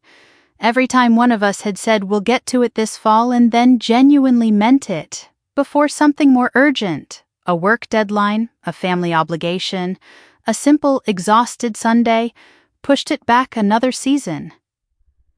Nobody warns you that the bill for that kind of delay can come due in an ICU waiting room instead of a lawyer's conference room, on a day when you are least equipped to pay it. Priya nodded slowly, the nod of someone delivering news she wished were different. As his spouse, under standard default provisions, you would ordinarily be recognized as his primary decision-maker if he had nothing on file at all. But because there is a document on file, even an outdated one, we can't simply set it aside without some kind of formal process. Right now, until this gets sorted out properly, either by an update from Marcus himself once he's able to communicate, or through a legal channel, this hospital is in a position where it has to proceed cautiously. That goes for any decision either of you brings to us independently. I asked her, directly, what cautiously actually meant in practice. Did it mean Deborah could authorize a transfer to a different facility? Did it mean she could override a treatment decision I made? It means, Priya said, choosing her words with visible care, that if the two of you disagree on something significant, we would likely need clarification from the courts before proceeding. We could not simply defer to either of you on our own authority. I know that's not the answer you wanted. I'm telling you because I'd rather you hear it from me, clearly, than find out the hard way in the middle of an actual emergency. I sat with that for a moment, feeling something I hadn't felt in the 4 days since the accident. It wasn't grief exactly, and it wasn't the flat clarity I'd had while dismantling my mother's story from a hospital bed. This was something closer to genuine fear. The kind that comes from realizing a system you'd always assumed would simply work in your favor might not. Purely on a technicality nobody had bothered to close 9 years ago. I have spent my entire career on the other side of exactly this kind of gap, the small unclosed loophole that turns a straightforward claim into a 6-month fight. I understood, with total professional clarity, exactly how long 6 months could feel when the person waiting on the outcome was someone you loved. I asked Priya what I could do, concretely, starting today, to change the situation. She gave me the name of a family law attorney the hospital sometimes referred people to. She added a gentle warning that emergency legal processes, even expedited ones, rarely move as fast as anyone standing in a hospital hallway wants them to. She also told me, almost as an aside, that documenting everything now, every conversation, every date, every claim Deborah made, would matter enormously if this escalated the way she suspected. From the careful way I'd described that morning's exchange, it very well might. I thanked her, took back my copy of the document, and asked one more question before I left, whether she had seen situations like this resolve in the spouse's favor before. She told me, honestly, that she had more often than not, but honest and fast were rarely the same thing in a courtroom. And Deborah, if she was determined, could still make the next several weeks considerably harder than they needed to be, simply by refusing to concede anything without a fight. I walked out into the hallway with a very specific, very familiar feeling settling into my chest. 4 days earlier, I had spent a night proving, methodically, that my own mother's version of events did not match the paper trail. Now I understood, with a kind of grim clarity, that I was about to have to do it all over again, against a different opponent, with far less time to prepare. This time the stakes were not a monthly transfer, they were my own husband's care. Sitting for the moment in a legal gray zone nobody had thought to close 9 years before either of us had any reason to think it would ever matter. Renee found me in the hallway outside Priya's office a little after 2 that afternoon, still holding my copy of the document. I could tell from her face before she said a word that she was carrying something she didn't particularly want to be the one to hand me. In 4 days, I had learned to read that particular expression well, the careful, gentle bracing of someone about to deliver news they know is going to land hard. "I need to tell you something," she said, glancing once down the corridor toward the ICU. "And I'd rather you hear it from me than notice it happening without warning. Your mother-in-law called the unit desk about an hour ago asking about transfer logistics to Ridgeline Rehabilitation and Recovery. It's about 90 minutes north of here, up near where she lives." She asked specifically about paperwork requirements for an out-of-network transfer. I asked Renee how she happened to know all of that, given that none of it had come through me. She had the good grace to look slightly uncomfortable before she answered. "The charge nurse mentioned it to me directly, actually, because my name is on file as part of Marcus's regular care team. And she wanted to know if I'd be continuing with him at the new facility if the transfer went through." I told her nobody had discussed a transfer with me, and she seemed surprised that nobody had discussed it with you either. I stood there for a moment, letting that settle. 90 minutes north. A facility I had never heard of, chosen by a woman I now understood was not simply frightened and overprotective, but actively, methodically working a plan while I was 2 floors away, arguing legal technicalities with a hospital advocate. It was not cruelty exactly. It was strategy, deployed by someone who genuinely believed she was the only person in this building capable of making the right decisions for her son. I thought about the folio she'd carried in that morning, printed and ready before I'd even walked through the door, and understood now that it had never been a conversation starter at all. It had been the opening move of something she'd already decided the outcome of, days or maybe weeks earlier. Quietly, the same patient, deliberate way she ran every faculty meeting Marcus used to describe to me, agenda fixed before anyone else in the room had a chance to speak. I set the folded document down on the windowsill and asked Renee what she actually knew about the facility itself, beyond the name. She told me what little she'd been able to find quickly. Competent by reputation, well regarded for stroke and traumatic brain injury recovery, which was infuriatingly not nothing. Deborah had not chosen somewhere obviously worse. She had chosen somewhere she trusted, somewhere with people she likely already knew from her decades in the local school district, It would put 90 minutes of highway between Marcus and me at exactly the moment his recovery most needed consistency, familiar voices, and someone who could actually authorize decisions on the spot, instead of routing every question through an outdated document and a legal department moving at its own careful pace. I thanked Renee for telling me, meant it, and asked her to keep doing exactly what she'd been doing since the first night, watching, noticing, telling me things quietly before they became decisions made without me in the room. She agreed without hesitation, and something in the easy certainty of that agreement reminded me how much I had been leaning, without fully admitting it to myself, on people who were not blood relatives at all. A private nurse I was paying by the hour had, in 4 short days, shown me more consistent loyalty than my own mother had managed in 37 years.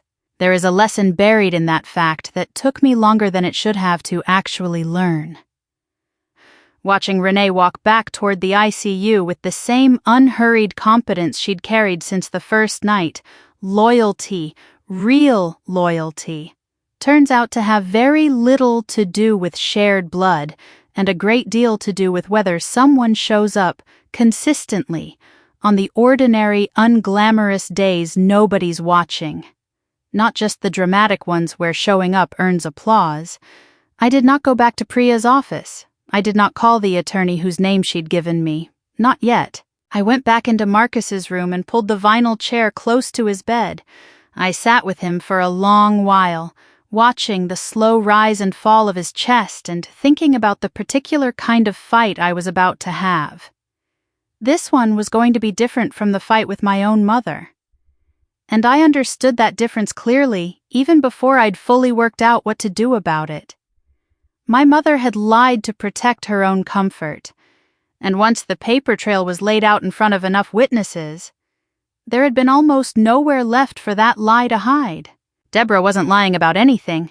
She genuinely believed she was the hero of this particular story, a mother fighting for her only remaining child. And people who believe they are the hero rarely back down just because the facts are inconvenient. Facts alone were not going to be enough this time. I needed a plan, not just a folder of proof. I knew exactly which relative had already shown me, 4 days ago, how to build one properly. I found Deborah in the small waiting alcove near the elevators, sitting with her coat still folded over her arm as though she hadn't fully committed to staying, scrolling through something on her phone with the particular stillness of a woman rehearsing her next move rather than actually reading. "We need to talk about Ridgeline," I said, sitting down across from her without waiting to be invited. She set the phone down slowly, and something in her expression told me she'd expected this conversation sooner than it had actually come. "I take it Renee mentioned it to you." I told her plainly that I had no intention of allowing Marcus to be moved 90 minutes north without my agreement, regardless of what a 9-year-old document said about who technically had the authority to make that call.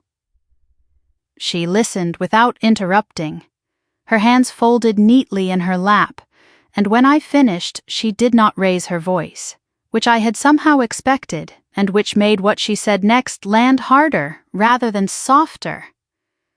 "My son spent 11 years quietly making sure your family had everything it needed. Vanessa," she said. "I watched him do it. Birthdays he covered for people who never thanked him. He even co-signed a truck for your father that I'm fairly certain never got paid back properly. I never said anything, because it was his money and his choice. But I am not going to stand here now and pretend I don't wonder whether the woman he married learned that same habit of taking more than she gives from watching her own mother do it for years." I felt the accusation land somewhere just beneath my ribs, precise and deliberate, the way a good lawyer times a cross-examination question to catch you exactly when you're least braced for it. I want to be honest that for one unsteady second, it worked. I thought about my own 11 years of transfers, my own $660,000, and some old, tired part of me flinched at the idea that maybe I really was exactly what she was describing, a woman who quietly drained the people who loved her without ever quite noticing she was doing it. It is a strange and specific kind of vertigo. Hearing your own worst private fear about yourself said out loud by someone who has no idea it was already a fear you carried. I had spent 4 days building a case against my mother's version of events. Then I remembered who had actually built that spreadsheet and who it had exposed, and the flinch passed. I have never once asked Marcus for $1 he didn't offer freely. I told her, keeping my voice level. And 4 days ago I spent a night finding out exactly where 11 years of my own money actually went. I finally let myself ask the same kind of question you're asking me right now, only aimed at the right person. I'd be careful about which family's finances you want to compare mine to. Something flickered across her face, too quick to name. It was gone before I could decide whether it was surprise or simple irritation at being met with resistance instead of the guilt she'd clearly been fishing for. "This isn't about money," she said. "This is about my son having someone clear-headed making decisions for him while his own wife is still recovering from major surgery herself. That's all this has ever been about.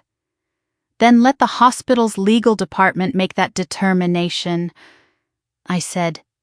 "Properly, not through a facility you've already picked. 90 minutes from here, with paperwork you had printed and ready before you ever discussed any of this with me." She stood then, gathering her coat properly this time, the posture of a woman ending a meeting on her own terms, rather than being dismissed from one. "We'll see what the law actually says. Vanessa," she said, "I don't think you're going to like the answer as much as you think you will." She walked away toward the elevators without waiting for a response, heels sharp against the tile. And I sat alone in that small alcove for a long moment afterward, replaying the conversation, searching for the exact place where I should have said something different, something that would have ended this instead of simply escalating it. I did not find one. Some conflicts, I was beginning to understand, do not resolve because you found the right sentence. They resolve when someone with actual authority eventually says so. Until then, all you can do is refuse to move. I thought about the version of myself who had spent 37 years finding the right sentence, the diplomatic phrasing, the compromise. That life let everyone leave a conversation feeling reasonably good about themselves even when the underlying problem hadn't actually been solved. That version of me would have apologized just now and softened the whole exchange into something Deborah could later call a productive conversation. She would have quietly agreed to consider Ridgeline just to lower the temperature in the room. I did not recognize the woman who had stayed exactly where she was instead, and I was starting to understand that I liked her considerably more. I called Desmond from the hallway 5 minutes later, my hand not quite as steady as I wanted it to be. Desmond picked up on the second ring, which told me he'd been keeping his phone closer than usual since the night he walked into my hospital room with that folder under his arm. I told him everything, the power of attorney. Priya's careful explanation of the legal gray area, Ridgeline. The conversation in the alcove that had left me shakier than I wanted to admit. He listened without interrupting, the same way he'd listened 4 days earlier. And when I finished, there was a pause on the line long enough that I checked to make sure the call hadn't dropped. "You are not doing this one alone," he said finally, his voice carrying none of the gentleness from that first hospital visit. Something harder and more useful underneath it instead. "I know an attorney. Not the Boulder firm your grandmother and I used for the trust. It's someone closer. Someone who handles exactly this kind of hospital guardianship mess for a living. Her name is Fatima Osi, She helped a neighbor of mine 2 winters ago when his daughter tried something similar after his stroke. I'll call her myself tonight. I asked him, because I couldn't help myself, whether he thought I actually had a real chance of winning this, given the outdated document and the legal caution Priya had described. He was quiet again for a moment. And when he spoke, there was something almost amused underneath the seriousness. "Vanessa," he said, "the law in this state is not nearly as complicated as your mother-in-law wants you to believe it is. A husband or wife outranks a mother, plain and simple, when there's nothing valid on file saying otherwise. The only real question is whether that old document counts as valid. I'd bet a lot it really won't hold up once someone actually looks closely. People sign things at 32 they never think about again. Courts know that. It's the whole reason review processes exist." I felt something in my chest loosen slightly. It wasn't relief exactly, but the steady sort you get when someone competent tells you a fight is winnable. I had spent my whole career delivering that same steadiness to strangers across a conference table. Calm confidence backed by actual expertise. And I had never once, until that phone call, understood from the receiving end how much it was worth. I asked him how he could sound so certain about something as specific as courtroom review processes, and he laughed. A short, dry sound I hadn't heard from him before. "I've run the co-ops books for 40 years. Vanessa, I have sat across from more lawyers, auditors, and disgruntled shareholders than you'd believe. I defended decisions I knew were right and a few I wasn't entirely sure of. You learn, eventually, what a genuinely strong position sounds like from the outside. You also learn what a bluff sounds like when it's dressed up as confidence. Deborah's document is a bluff. It's real, worth taking seriously. But a bluff all the same. There's something else," he said then, and his tone shifted again, quieter now. "I didn't tell you everything the other night, because you'd had enough for one evening. The trust your grandmother and I set up isn't only about money and property. There's a guardianship provision in it too, added at Louisa's insistence. It's tucked in near the very end. If anything were ever to happen where you needed someone standing beside you legally, unable to act fully on your own, I'm named as your backup. Not to take anything from you, just so you'd never be standing completely alone in a room like the one you're apparently standing in right now." I asked him why Louisa had thought to include something like that, specifically when she wrote it. "She watched your mother spend 30 years being managed by other people's decisions," he said. "Your grandmother did not want that for you. She used to say a person should never have to face down a room without at least one ally who couldn't be talked out of showing up. I think, knowing what we know now about how that night with Marcus's mother might have gone if I hadn't already been in your corner, she saw something coming a lot earlier than either of us gave her credit for. I did not say anything for a moment, standing in that hospital hallway, phone pressed to my ear. I thought about how much of my life I'd spent being the ally other people leaned on. 4 days into learning it, it still felt entirely unfamiliar to have someone leaning that same way toward me instead. It occurred to me, standing there, that I'd spent 37 years assuming family meant the people who share your blood. Only in the last 4 days had I started to understand that family might actually mean the people who show up prepared, on your behalf, without being asked twice. "Thank you," I told him, and meant it more completely than I think he understood. "Don't thank me yet," he said, and I could hear him already moving, keys jingling somewhere on his end of the line. "Thank me once Fatima's finished with that woman's paperwork. Now get some rest tonight if you can manage it. Tomorrow is going to be a longer day than today was." He was right, though neither of us knew yet exactly how right or how soon the fight was going to move from a hospital hallway into an actual courtroom. The papers arrived 2 days later, delivered to the house by a process server who caught me in the driveway on my way back from the hospital. He apologized with genuine discomfort as he handed over an envelope thick enough that I knew before opening it this was not a simple update.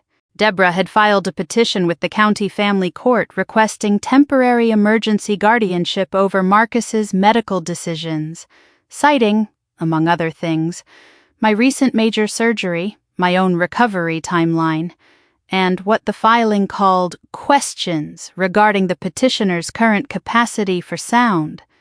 Stress-free decision-making. I read that phrase 3 times, standing in my own driveway with the engine still ticking as it cooled behind me, and felt something in my chest go very cold and very still, the particular stillness that used to arrive right before I opened a case file I already suspected was going to be ugly. She had built an entire legal argument, apparently with real assistance, around the idea that a woman recovering from a ruptured appendix, while also managing a spouse's traumatic brain injury, was not, currently, of sound enough mind to be trusted with basic medical decisions. It was, I had to admit, even through the fury rising in me, a genuinely clever framing. It did not require proving I was a bad wife, or unloving, or negligent. It only required painting me as temporarily impaired, sympathetically so. Someone who needed to be protected from her own decisions for just a little while, by someone steadier. I sat down on the front step, still in the driveway, and read the whole filing twice more, cover to cover the way I would read any claim file before deciding how to respond to it. Somewhere on page 3, in language clearly drafted by whatever attorney Deborah had retained, was a line describing me as understandably overwhelmed given the compounding stressors of this traumatic period. Understandably overwhelmed. As though 4 days of methodically hiring nurses, canceling fraudulent transfers, building spreadsheets, and confronting my own mother with hard evidence amounted to a woman too fragile to be trusted with her husband's care. I called Fatima Osei before I'd even made it inside the house. She was calm in a way that immediately reminded me of Desmond. Unhurried, methodical, the voice of someone who has seen this particular maneuver enough times to no longer be rattled by it. "This is more common than you'd think," she told me.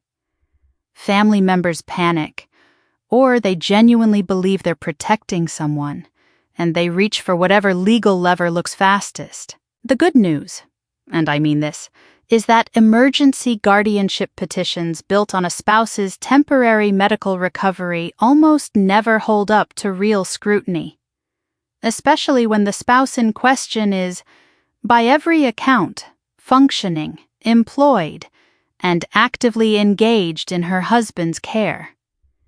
The fact that you called an attorney within an hour of being served tells its own story about your current capacity. Frankly, she explained the timeline. A hearing had already been scheduled, expedited given the medical urgency both sides were citing. 48 hours out, I would need to appear calmly, with documentation of my own competence and involvement, my employment, my daily presence at the hospital, Renee's hiring records showing I had proactively arranged care rather than neglected it, and ideally, she said, anything showing a pattern of Deborah acting unilaterally without consulting me, which the Ridgeline inquiry conveniently already provided. I asked her, honestly, how frightened I should be. Frightened enough to prepare properly, she said. Not frightened enough to lose sleep you clearly need. Judges in guardianship matters are generally cautious about displacing a spouse, because the law is built, correctly, in my opinion, around the assumption that marriage means something. Deborah's attorney is going to have to overcome a real presumption in your favor, And from what you've described, the actual evidence isn't on her side. It just sounds intimidating because it's dressed up in official language and delivered by a process server in your driveway. I thanked her and hung up. Then I stood in my kitchen for a long moment holding a stack of legal papers that, as far as I could tell, was the first time in my adult life anyone had formally argued in writing that I wasn't competent to run my own life. I thought about 11 years of spreadsheets I had built for a company worth billions, and about every claim I had untangled under real professional pressure. Then I let myself feel, fully, and for as long as I needed, how much that accusation had cost. There is a specific kind of exhaustion that comes from being underestimated twice in 1 week, each time in a different way for a different reason. My mother had spent 37 years treating my competence as a resource to be quietly extracted. In less than 5 days, Deborah found a way to weaponize that same competence against me.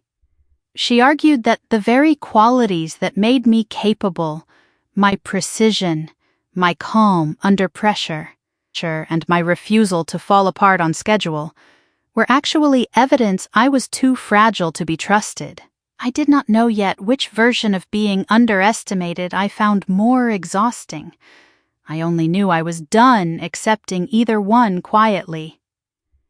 Then I called Desmond back, told him the hearing date, and asked him if he'd stand with me in that courtroom the way he'd promised he would.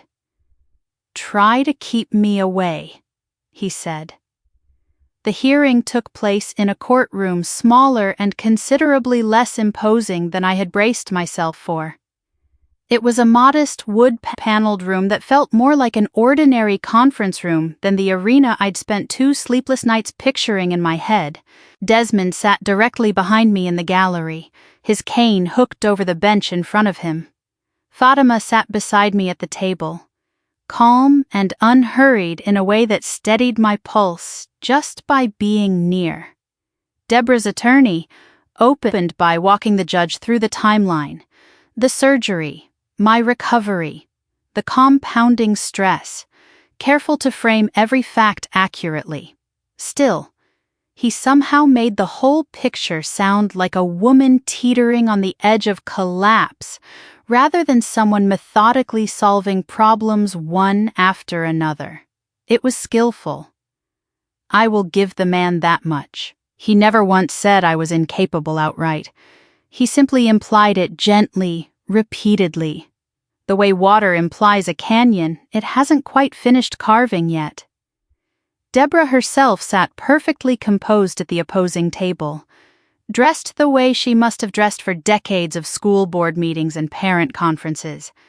And I found myself, despite everything, unable to summon the pure anger I'd expected to feel looking at her across that room. She believed every word her attorney was saying.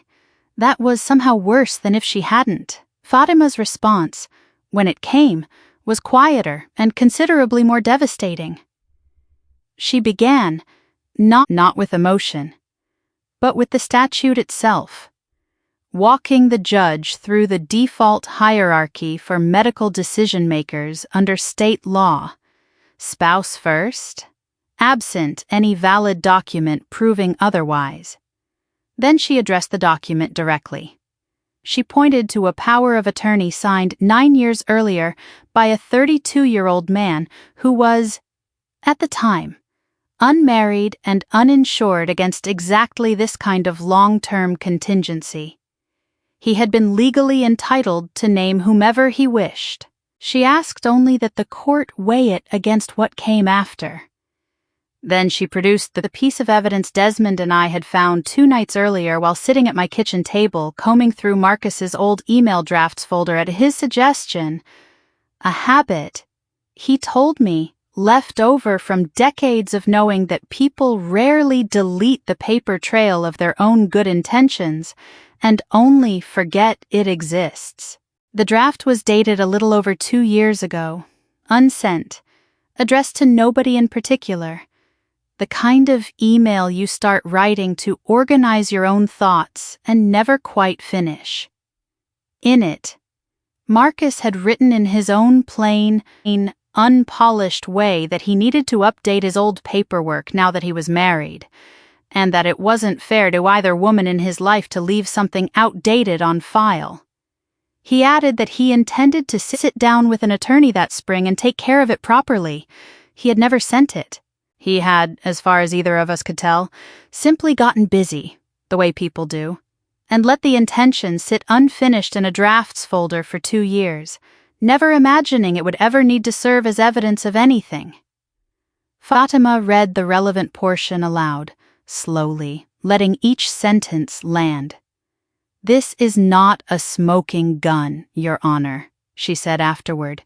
"It is something more human than that. It is proof that this document had already, in Marcus Kirkland's own mind, become obsolete long before this accident, long before anyone in this room had reason to argue about it. He simply never got around to the paperwork. That is not the same thing as never having decided." I watched the judge's expression shift almost imperceptibly. The particular stillness of someone who has just heard the argument that actually matters cut through everything decorative surrounding it. She was an older woman, silver-haired, the kind of face that had clearly presided over hundreds of family disputes, far messier than this one. And something in the careful way she set down her pen told me she had already, quietly, made up her mind. Deborah's attorney tried to argue relevance, that an unsent draft carried no formal legal weight, and he was technically correct, but courtrooms, Fatima had told me beforehand, are not purely mechanical instruments. Judges are still people, weighing not just what the law permits but what basic fairness suggests. And an unsent email written in a dead man's... No, I want to be careful here. In an unconscious man's own voice, carried a weight no attorney's clever framing could fully argue away. The judge denied Deborah's petition an hour later, citing the statutory presumption in my favor and what she called insufficient evidence to displace it. She was careful, even in denying it, to acknowledge that Deborah's concern for her son appeared genuine rather than malicious. A small kindness in the ruling that I noticed and, despite everything, appreciated. I did not celebrate in that courtroom.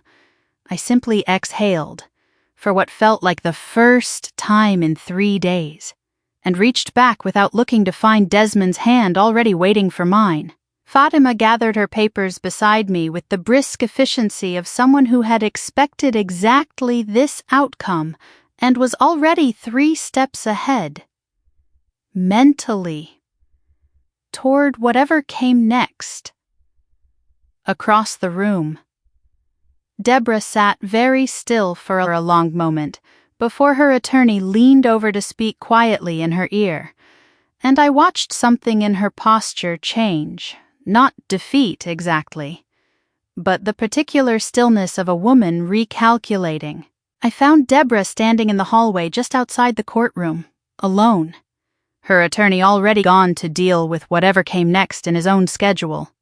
Standing near a window with her coat still folded over one arm, the same careful way it had been the morning she showed up at the hospital.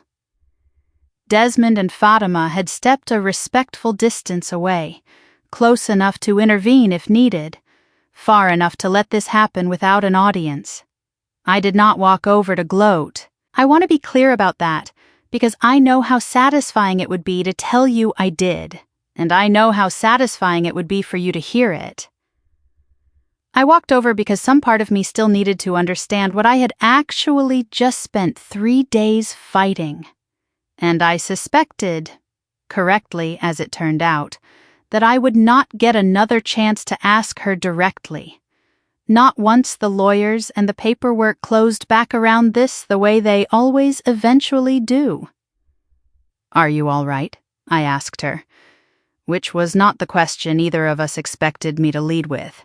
She looked at me for a long moment.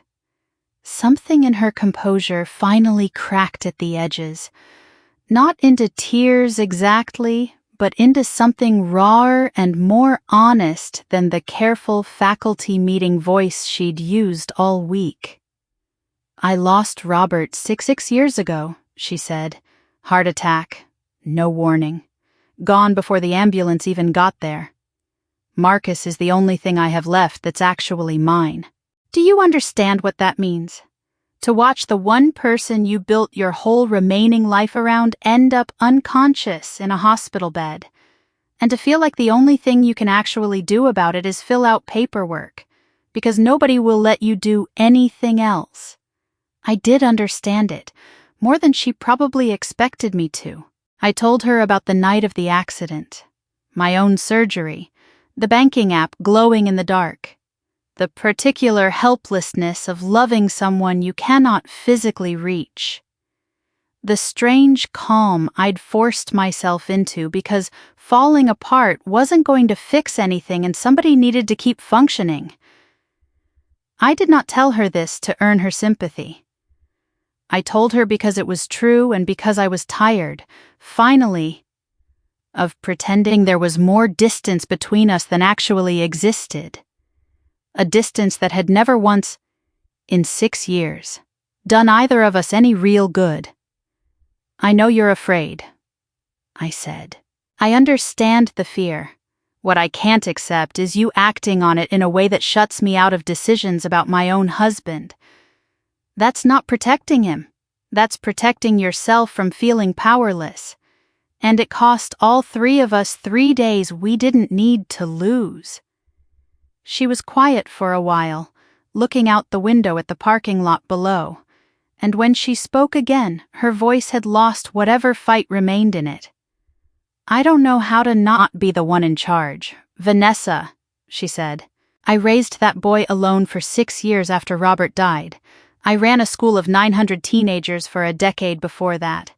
Being useless in a hospital room is not a feeling I have any practice sitting with. I told her honestly that I didn't either. I was learning it in real time, same as she was. Badly, one bad decision at a time.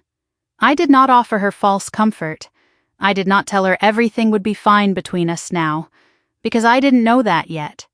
And I have never believed in promising things I can't guarantee. What I told her instead was smaller and, I think, more useful. That Marcus needed both of us calm and on the same side going forward, whatever our history.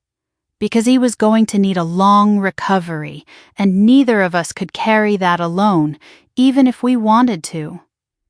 She nodded slowly. Something passed between us in that quiet hallway that wasn't quite forgiveness, wasn't quite peace, but was, I think, an honest first step toward both. It was the kind of fragile beginning that only survives if both people actually choose to keep building on it afterward.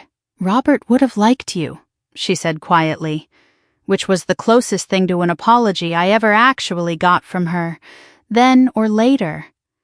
I told her I hoped, eventually, I would earn the chance to find that out for myself, in whatever version of family we managed to build going forward. She left a few minutes later without another word, gathering her coat properly for the second time that week. This time the gesture looked less like armor and more like simple tiredness. A woman heading home to an empty house she'd spent 6 years learning how to live inside of alone.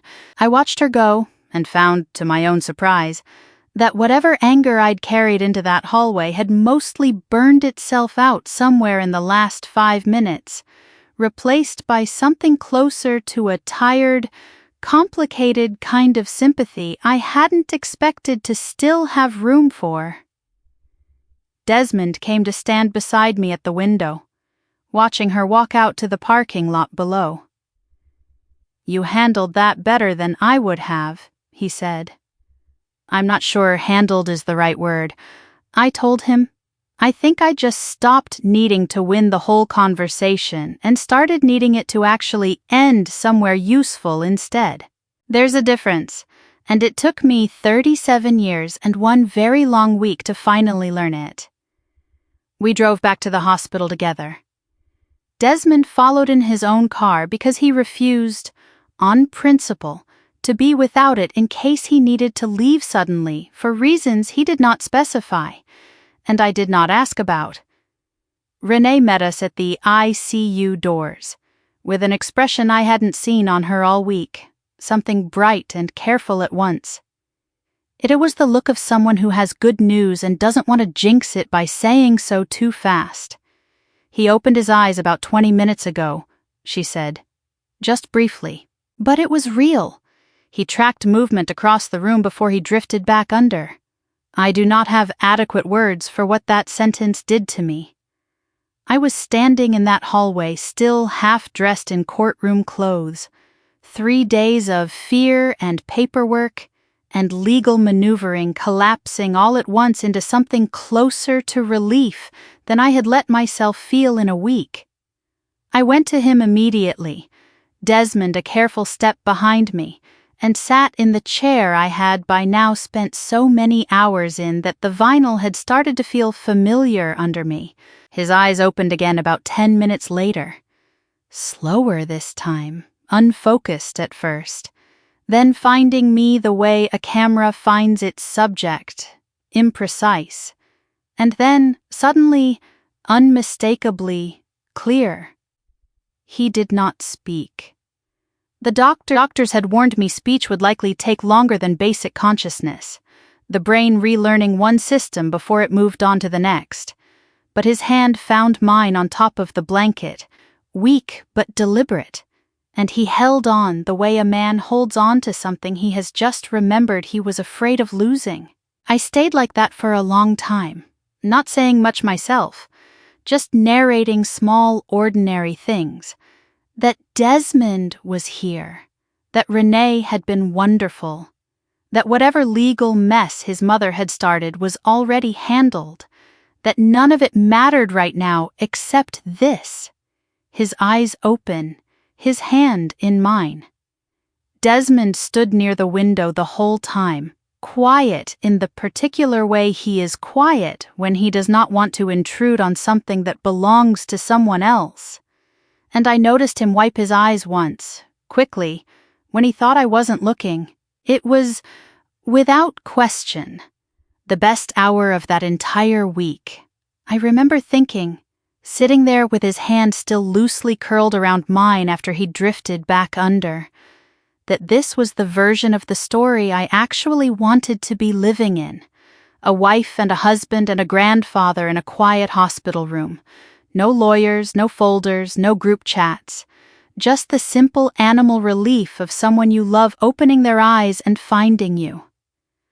I let myself believe, for the length of that hour, that the hardest parts really were behind us now. Later that evening, once Marcus had drifted back to sleep and the immediate adrenaline of the day had started to fade into ordinary exhaustion, I went through the overnight bag Tom had dropped off from the job site trailer weeks earlier.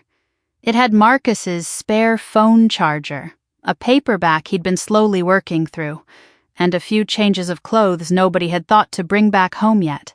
His personal phone was in the bottom of the bag, dead the entire time, and I plugged it in without much thought, mostly out of habit, the same reflexive tidiness that makes me straighten a desk before I leave an office.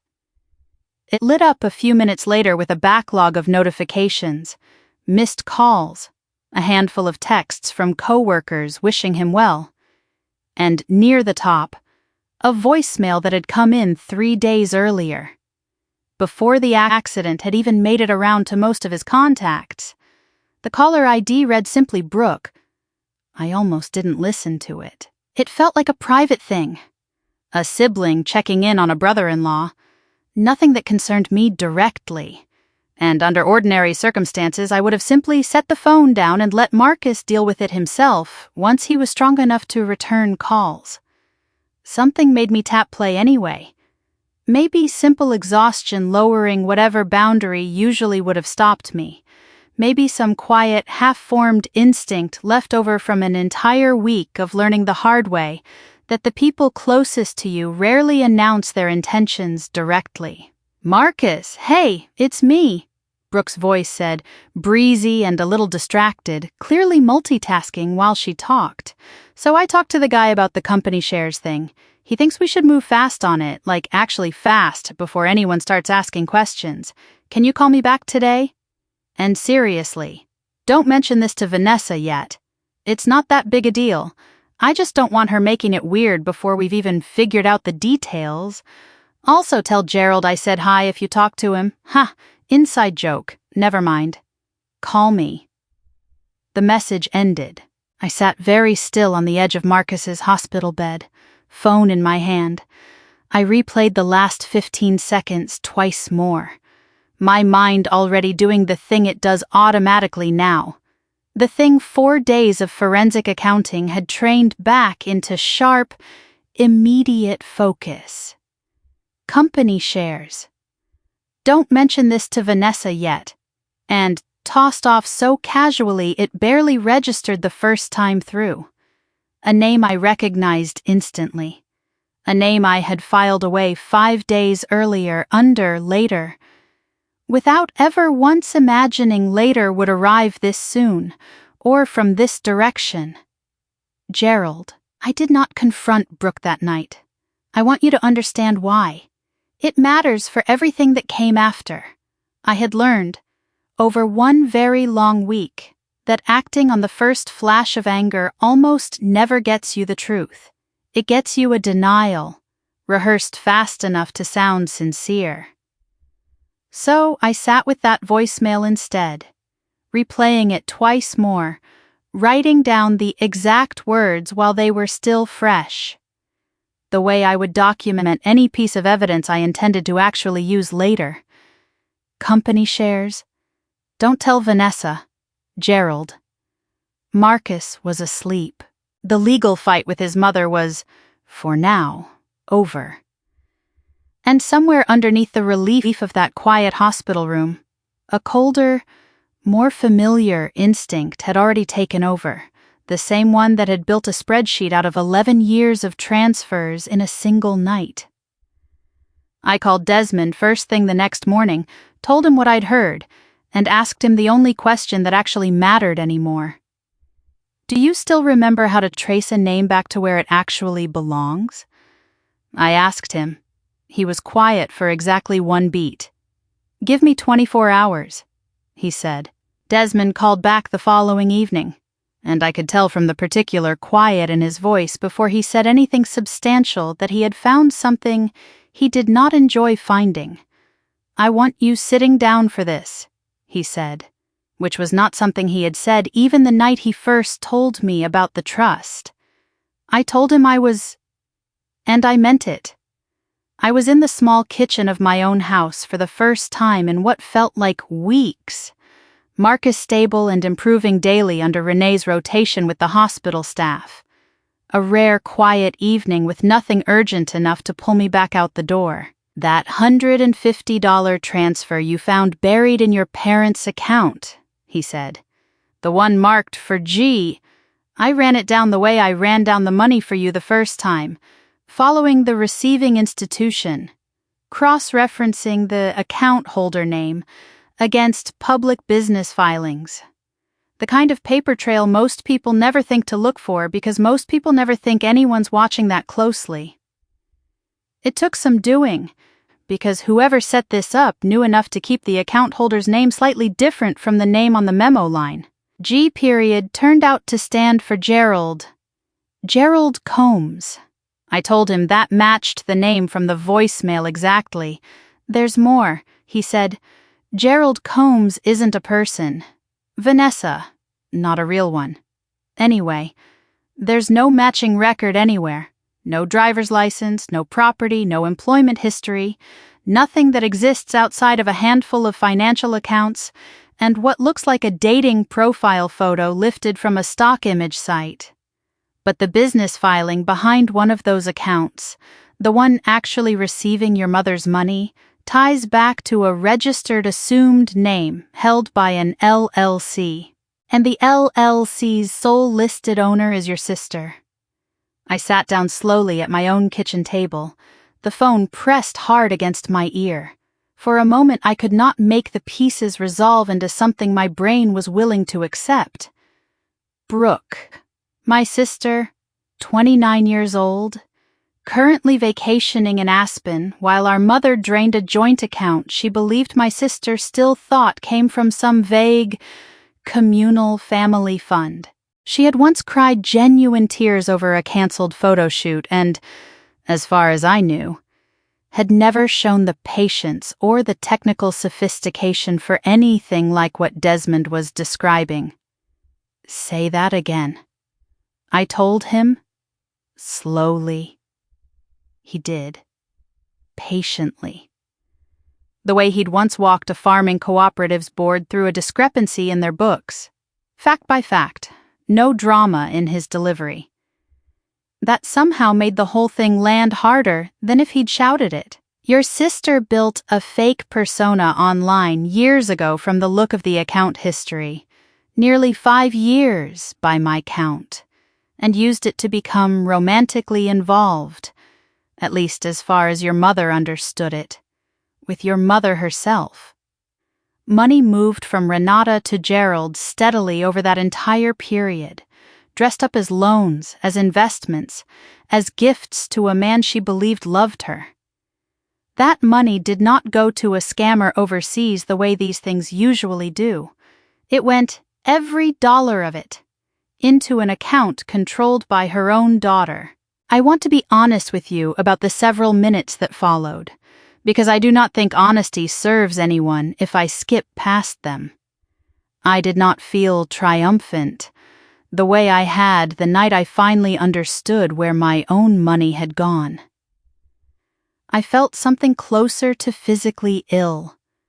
A slow, spreading nausea had nothing to do with my healing incision, and everything to do with the sheer scale of what my sister had apparently been willing to do, not to a stranger, not even to me, but to the one parent who had never once, in 29 years, asked her for anything in return. I thought about my mother's voice on the phone, softened with what I had assumed was simple selfishness, and understood now that some of that softness, some of the wounded defensive edge underneath it, might have belonged to something else entirely, a woman who believed, however foolishly, that someone loved her, a woman being quietly, systematically taken apart by her own favorite child. I need proof. I told Desmond. My voice steadier than I actually felt. Proof solid enough that nobody in this family can argue their way around it. Can you get that? Give me a few more days, he said. And Vanessa, however this makes you feel right now, whatever anger or grief is sitting in your chest, I need you to hold on to it carefully until we're ready. This is not a fight we win by moving fast. This is one we win by moving exactly once, with everything already in place. I told him I understood. I did not tell him that some part of me was already imagining what I was going to say to my mother, and what I was absolutely not going to say to my sister until the exact right room, in front of the exact right people, was finally ready to hear it. After we hung up, I sat alone at that kitchen table for a long while. The phone was dark in front of me as I thought about the word Desmond had used almost in passing. Nearly 5 years. 5 years my sister kept 2 entirely separate lives. One was loud and sunlit, the version she posted for 11,000 followers, and the other ran quietly underneath, patient and calculated, siphoning money from a woman who, until I told her otherwise, genuinely believed she had finally found someone who saw her clearly. I did not yet know how I was going to look at Brooke across a room again without that knowledge sitting behind every word she said to me. I only knew that whatever came next, it was not going to be easy for either of us. Desmond sent over the rest of what he'd gathered 2 days later in a plain manila envelope left on my porch rather than emailed. He did not trust anything this sensitive to a server he couldn't see. Inside was a printed timeline he'd built himself. Careful and methodical in the same handwriting I remembered from the folder he'd carried into my hospital room. He cross-referenced dates, amounts, and account activity in a way that left no real room for doubt.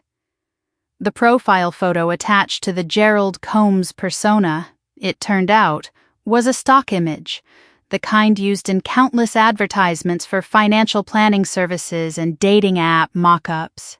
It was easy enough to trace with a simple reverse image search once you knew to look. The account's login activity clustered almost entirely around evenings and weekends.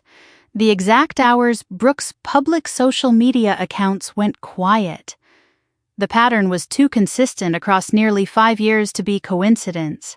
Buried in one early message thread Desmond had somehow managed to access through the account's own recovery settings was a single slip, a phone number accidentally sent instead of copied elsewhere, the last 4 digits matching Brooke's actual cell exactly. I read through all of it twice, sitting at my kitchen table with the porch light still on outside because I'd forgotten to turn it off. I felt the last small flicker of doubt I'd been quietly holding on to finally go out. There is a particular loneliness to confirming something you already suspected, a different weight than the initial shock of discovery. The night Desmond first mentioned the LLC, some part of me had still been hoping, quietly, for an innocent explanation. A business partner. A coincidence. Anything other than the one answer that actually fit every piece of evidence in front of me. It was Brooke. It had always been Brooke.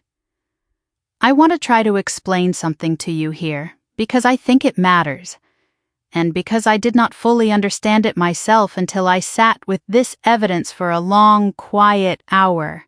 My sister had not simply taken money from our mother the way a spoiled child takes an allowance. She had built an entire second identity, patiently and deliberately over nearly 5 years.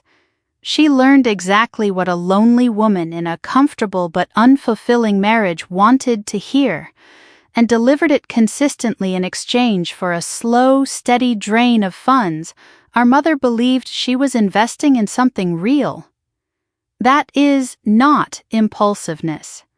That is not the golden child instinct to simply take what's offered without asking where it came from. That is calculation, sustained over years, aimed at the one parent who had never once, as far as I could tell, denied her anything.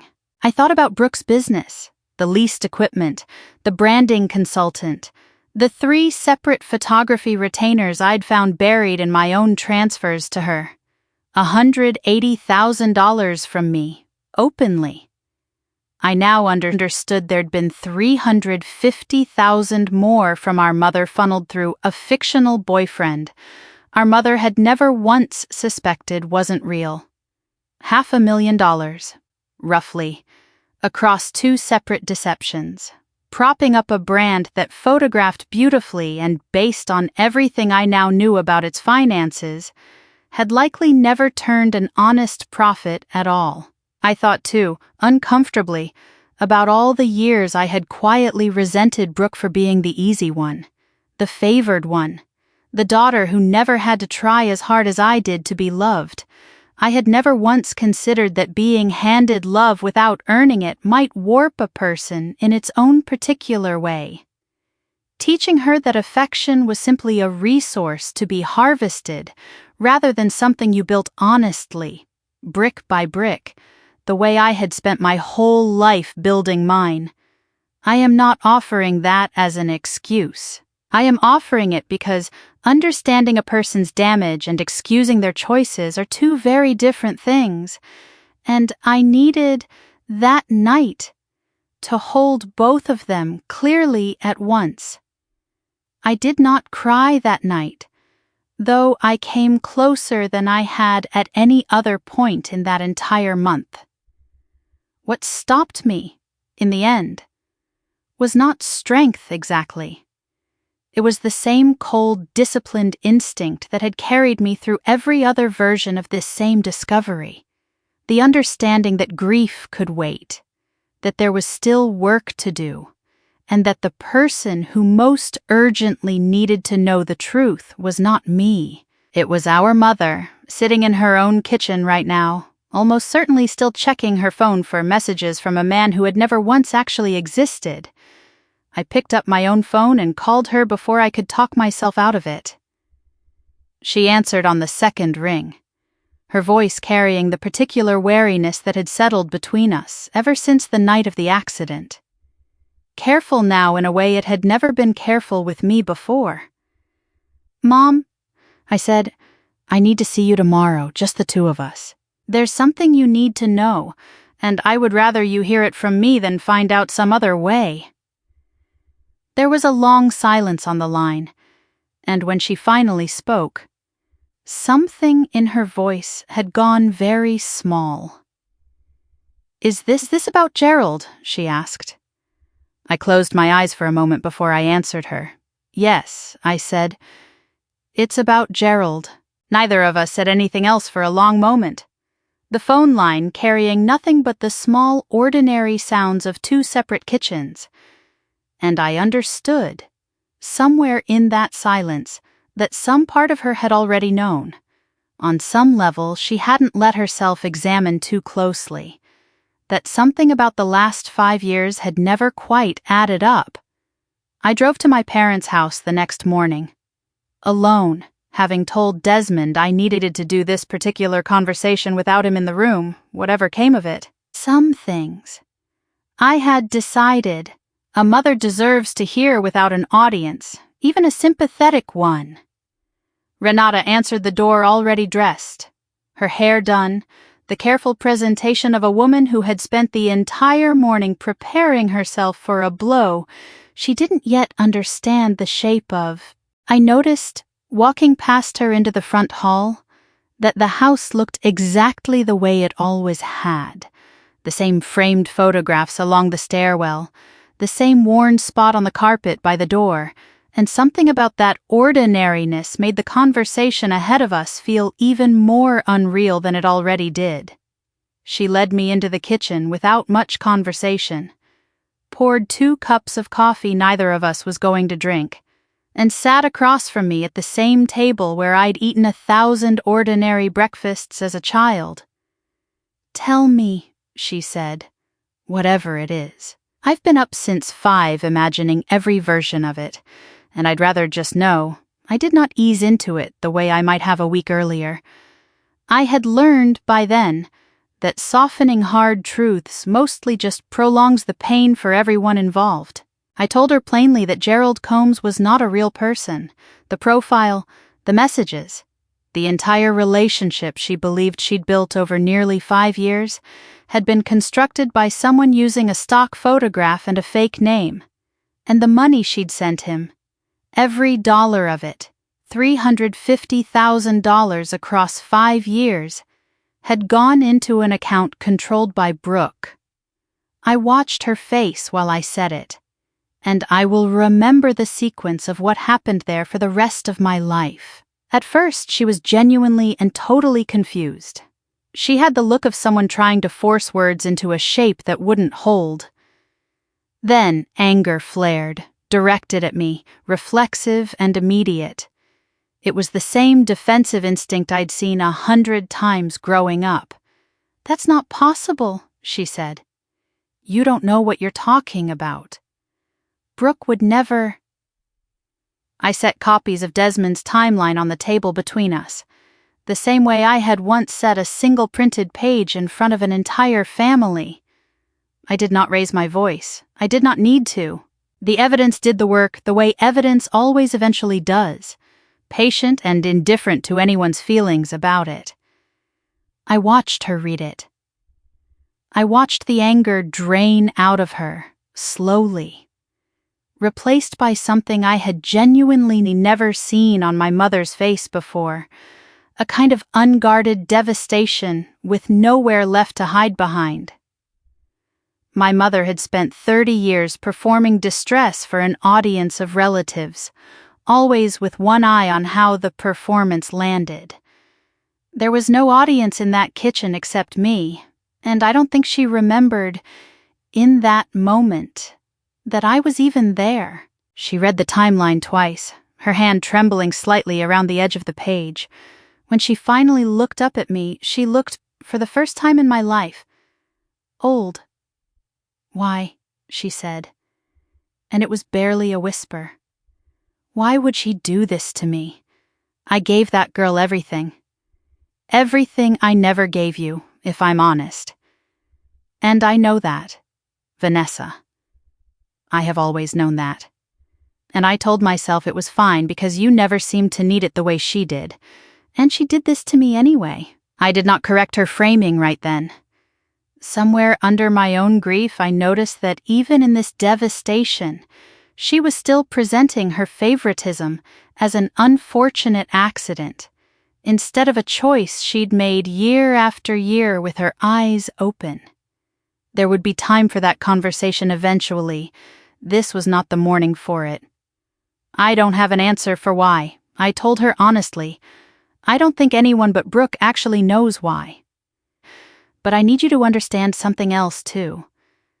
Mom, and I need you to really hear it. This isn't a reason to keep punishing yourself, and it isn't a reason to protect her either, the way you've protected her from consequences her whole life.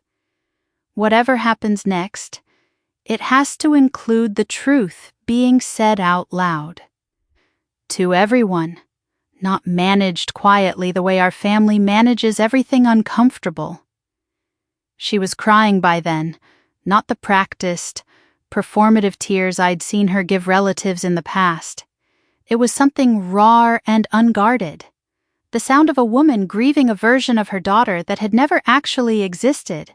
I did not know in that moment exactly how to comfort her, given everything that still sat unresolved between us.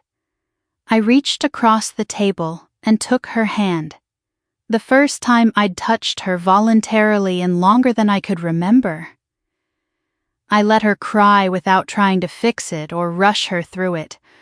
"We're going to need to tell your father," she said finally, once the worst of it had passed. I agreed. And I think we're going to need to tell Brooke we know too, before this goes any further. But not yet. Not until we're ready to do it properly. And not until I've made sure there isn't something bigger still sitting underneath all of this that we haven't found yet. I did not tell her, that morning, about the second thing I was already quietly worried about, the voicemail about company shares, the strange urgency in Brooke's voice about moving fast before anyone started asking questions. My mother had absorbed enough for one day. That particular fear could wait until I understood it well enough myself to explain it clearly. By the time Brooke started visiting, Marcus had been moved out of the ICU entirely and transferred to a rehabilitation wing on the hospital's 3rd floor. He was slowly relearning things I had never once, in 12 years of marriage, imagined I would have to watch him relearn. Walking short distances with a physical therapist's steady hand under his elbow. Finding words that used to come automatically, sometimes reaching for a full 10 seconds before the right one surfaced. He was, by every medical measure, doing remarkably well. He was also unmistakably still fragile in ways that would not have been obvious to anyone who hadn't spent every day of the last 3 weeks watching him climb back toward himself one small victory at a time. I want to acknowledge something honestly here, because I think it matters to anyone who has ever been forced to watch a family member they love with a clear eye instead of a hopeful one. I wanted, badly, for those visits to simply be what they appeared to be. A sister finally showing up, a little late, a little imperfectly, but showing up all the same. Some part of me was actively rooting for Brooke to surprise me. I had spent 3 weeks assembling a case against her without her knowledge. No part of that process felt good, however necessary it seemed. I noticed Brooke's visits before I understood what they meant. She came twice that first week, unannounced and always in the early afternoon when I was usually at the office catching up on work I'd let slide. She brought flowers and a get well card with a joke inside that actually made him laugh. The first real laugh I'd heard from him since the accident. I felt, watching the two of them together the third time I happened to catch the tail end of one of these visits, a complicated tangle of gratitude and unease that I couldn't fully separate from each other. Part of me was simply relieved that someone else in this family was showing up for him at all, given everything. Another part of me, the part that had spent 3 weeks reading Desmond's carefully assembled timeline, could not stop watching for what she actually wanted. I did not have to watch for long before I found it. Marcus mentioned it to me himself, actually, in the offhand way people mention things that seem harmless to them and only harmless. Brooke's been asking a lot of questions about the business, he said one evening, working slowly through a physical therapy exercise sheet propped on his lap. Whether I have shares in Dad's old construction company, since I never sold out after he passed. Whether the trust your grandfather set up covers that, too. I told her I honestly wasn't sure. I haven't thought about any of that in years. I kept my face carefully neutral, the same expression I use across a conference table when a claimant says something that changes an entire case without realizing it. I asked him gently how many times she'd asked. "A few," he said. "Enough that I noticed, honestly." She said something about wanting to understand family finances better. Given everything that's happened with Mom lately, made sense to me at the time. It made a different kind of sense to me. I did not tell him what I was thinking, not yet. He was still recovering, still working hard just to hold a pen steadily, and I wasn't going to hand him one more crisis before he was strong enough to actually process it. But I made a note, mentally, of the exact phrase he'd used. Dad's old construction company. Shares he still technically held and had apparently never fully understood the value of. I called Desmond that night from my car in the hospital parking garage, engine off, in the kind of concrete structure no one bothers to eavesdrop in. "She's asking about Marcus's company shares," I told him. "Not just the trust. His actual ownership stake in his father's old construction business." Desmond was quiet for a long moment on the other end of the line. "That business is worth considerably more than most people realize," he said finally. "Robert built it into something substantial before he passed. If Marcus still holds a meaningful stake and hasn't actively managed it in years, distracted, recovering, not thinking clearly about paperwork, that's exactly the kind of asset someone patient enough could maneuver around. They could do it quietly, before anyone noticed what had actually changed hands." I felt that cold settle into my chest, the dread of watching a pattern repeat itself in a slightly different shape. First my own money, then Deborah's attempt at guardianship, and now, apparently, my own sister was circling something even larger, aimed directly at the one person in this entire story who had done absolutely nothing to deserve any of it. Marcus had spent 3 weeks fighting simply to remember the word for spoon, to walk the length of a hallway without a hand under his elbow. Somewhere in that same window of time, someone who was supposed to love him had apparently decided his exhaustion made him a convenient target rather than a person who needed protecting.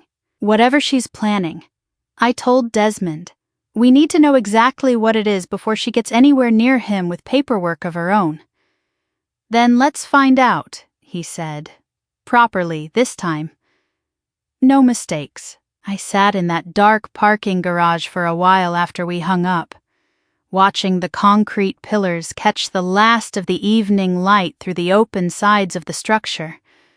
I thought about how strange it was that in the span of a single month I had learned to recognize this exact feeling almost instantly now.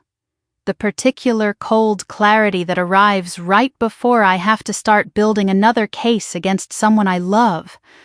I did not want to become a person who expected betrayal from her own family as a matter of course. I was starting to worry, quietly, that I already had. Renee was the one who found it, in the end, though she did not go looking for it on purpose. She had stayed a few minutes late one evening, finishing paperwork after Brooke's visit had wrapped up. She noticed a folder left behind on the windowsill in Marcus's room, forgotten in the small confusion of Brooke gathering her things to leave. She almost didn't look inside it. Almost. But something about the letterhead visible through the folder's clear plastic cover. A name she didn't recognize attached to the words Estate and Wealth Consolidation Services made her pause long enough to read the first page. She read it before deciding what to do about it. She called me that night, her voice careful in the particular way people get when they're about to tell you something they know you don't want to hear. I photographed everything before I put it back exactly where I found it, she said. I want you to know that up front, because I need you to trust that I did this properly, not out of nosiness. This didn't look like something that should be sitting forgotten on a windowsill. She sent me the photos within the hour. I sat at my kitchen table and read through them twice. The same cold, methodical focus I'd used on every piece of evidence in this entire ordeal settled over me again.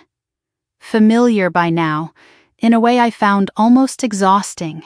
I remember thinking, somewhere in that second read through, that I had become genuinely skilled at a particular kind of grief, the kind that arrives dressed as paperwork instead of tears, and that I would have traded every bit of that skill for a family that had simply never required me to develop it in the first place. The document was a durable power of attorney, financial rather than medical this time, drafted by a firm I had never heard of, and, when Desmond looked into it the next morning, one that turned out to have a thin, recently registered presence and almost no verifiable track record beyond a handful of similar filings, all involving elderly or medically vulnerable clients. The document named Brooke as Marcus's designated financial representative for what it called family investment consolidation purposes. Broad enough language. Fatima confirmed when I called her immediately after Desmond's call, to potentially grant Brooke authority over distributions from any trust or estate in which Marcus held an interest, including, unmistakably, the very protections Louisa and Desmond had built specifically to shield him and me. I want to walk you through exactly how devastating that language actually was, because I did not fully understand it myself until Fatima explained it slowly, twice. It was not a document asking Marcus to give Brooke his construction company shares outright. It was cleverer than that, and considerably more dangerous. It authorized her to manage and consolidate family financial interests on his behalf, worded broadly enough to potentially reach into the trust itself, exploiting a man who was, medically, still recovering his full cognitive footing, at exactly the moment he was least equipped to read fine print critically or ask the right skeptical questions before signing anything. He hasn't signed it yet, Renee told me, which was the only piece of good news in the entire call, but she's been visiting almost every day this week. I don't think that's a coincidence anymore. I called Desmond immediately after hanging up with Renee, and for the first time in this entire month-long ordeal, I heard something in his voice I hadn't heard before. Not caution, not careful patience, but genuine, focused anger. She is targeting a man with a traumatic brain injury, he said, each word deliberate, using a firm that specializes, from what I can already see, in exactly this kind of exploitation. This is not a young woman making a poor financial decision under pressure. Vanessa, This is calculated. This is the kind of thing that gets people disbarred, or worse. I asked him what we should do. Whether we should simply tell Marcus directly, right now, and let him refuse to sign anything before Brooke got another chance to ask. He was quiet for a moment. And when he answered, his voice had steadied back into the careful patience I recognized from our very first conversation in my hospital room. 3 weeks, and what felt like a lifetime ago. We could do that, he said. And it would stop this one document, but it would not give us proof of intent. And without proof, this is simply your word against hers in a family that has already spent a month tearing itself apart over exactly that kind of unprovable accusation. I think it's time we made sure whatever happens next happens with everyone in the room and nobody able to argue their way around what actually gets said in it. I asked him what he had in mind. Something quieter than a fake dinner invitation this time, he said. Something with a recorder running. That same night I checked whether we could even legally do that. Everything else in the family's relationship with the law was already fragile. It turned out Colorado only required one party's consent for a recording to be admissible in court. If I or Marcus were in the room, then recording our conversation was lawful, no matter how uncomfortable Brooke might later find that fact. I remember thinking it was a small, strange comfort. The same state whose guardianship statute had protected me from Deborah's petition was now quietly handing me the tool I needed to protect Marcus from something much worse. Desmond arranged it through Marcus himself, which felt strange at first. We were using the very person we were trying to protect as the setting for the trap, until I understood Desmond's reasoning.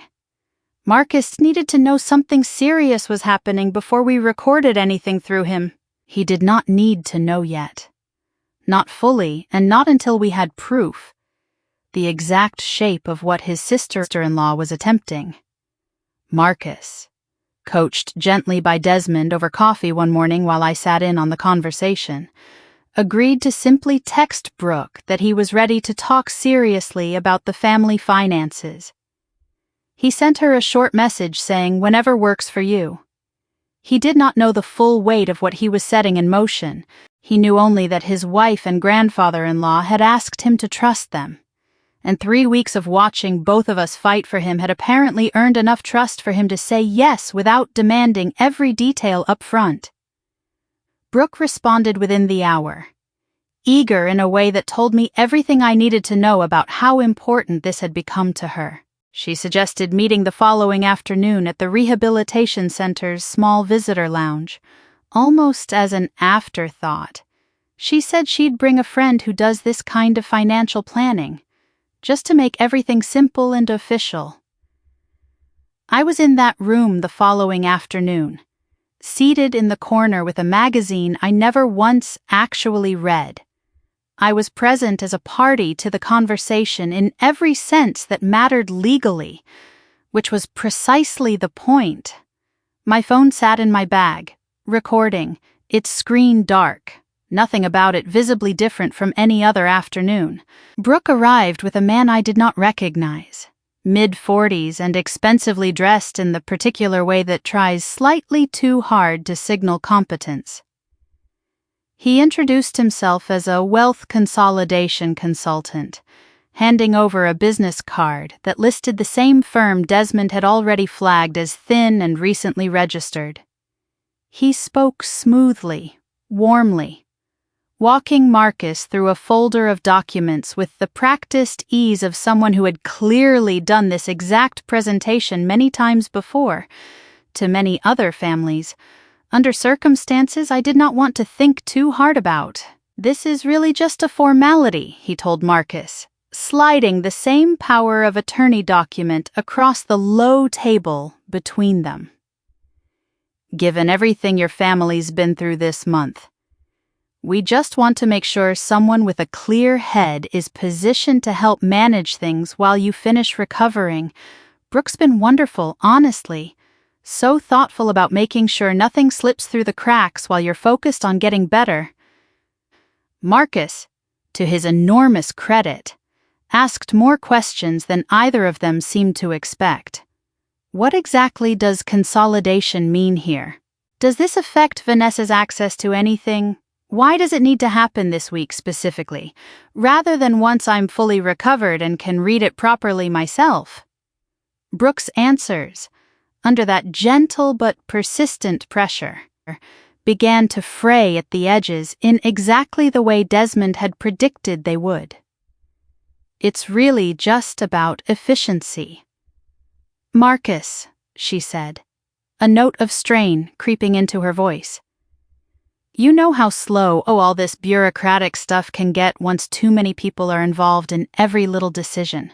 I just don't want anything to get complicated with the trust and everything now that there's actual money at stake. It's easier if it's just handled, quietly, between family, before lawyers start charging everyone by the hour to argue about it. Between family, handled quietly. I sat very still in my corner, magazine forgotten entirely in my lap, and listened to my sister describe exactly the kind of quiet, unaccountable arrangement she had already been running with our mother for nearly 5 years. This time aimed at a man still relearning how to hold a pen steadily. The consultant, sensing perhaps that the conversation was drifting somewhere he didn't want documented, tried to steer things back toward simply getting a signature, today if possible, citing some vague urgency about deadlines and processing windows that Fatima would later tell me had absolutely no basis in actual law. Marcus set the pen down instead, the one they'd offered him, and looked directly at Brooke for a long moment. I think I want Vanessa to look at this first, he said. Before I sign anything. Brooke's face did something complicated then. Frustration and something colder underneath it flickering across her features before she caught herself and smoothed it back into warmth. That's fine, she said, too quickly. Of course. No rush. I had, by then, exactly what Desmond and I needed. Every uncomfortable word of it was captured cleanly, sitting in my bag 6 feet away from the 2 people who had just, without knowing it, handed me the last piece of evidence this family was ever going to need. The consultant gathered his folder with the brisk efficiency of a man who had already mentally moved on to his next appointment, made a vague promise to follow up with Brooke about the paperwork, and left with a handshake for Marcus that lingered a beat too long, as though he were still trying, out of pure habit, to close whatever he believed the deal still was. Brooke stayed a few minutes longer, chatting about nothing in particular, careful now in a way she hadn't been at the start of the visit, and I understood, watching her gather her things, that some instinct in her had already registered that something about that meeting had gone wrong, even if she couldn't yet name exactly what. I did not say a word to her on the way out. I simply held the door, told her it was good to see her, and let her walk to her car with no idea that her own voice, on tape, describing exactly how she intended to handle things quietly between family, was already sitting safely in a folder on my laptop, waiting for the one room where it would finally matter. We called it a homecoming dinner, and in one sense, that was even true. Marcus had been cleared that same week to leave the rehabilitation center for supervised weekend visits home, his first real step back toward an ordinary life, and there was genuine cause for celebration underneath everything else we had planned for that evening. I had learned, by then, exactly what my mother had understood for 30 years and used against people for most of them. A dinner is a stage. It only depends on who's controlling what gets said on it. I hosted it at my own house this time, not my parents', a small deliberate choice that put me, for once, in charge of the room rather than a guest inside someone else's carefully arranged version of events.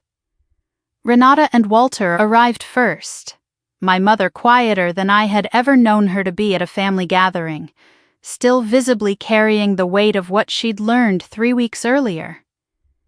Desmond came next, in his good flannel again, the same worn manila folder tucked under his arm, though this one, I knew, held considerably more than it had the first time I'd seen it. Brooke arrived last, bright and breezy in the way she always arrived at things.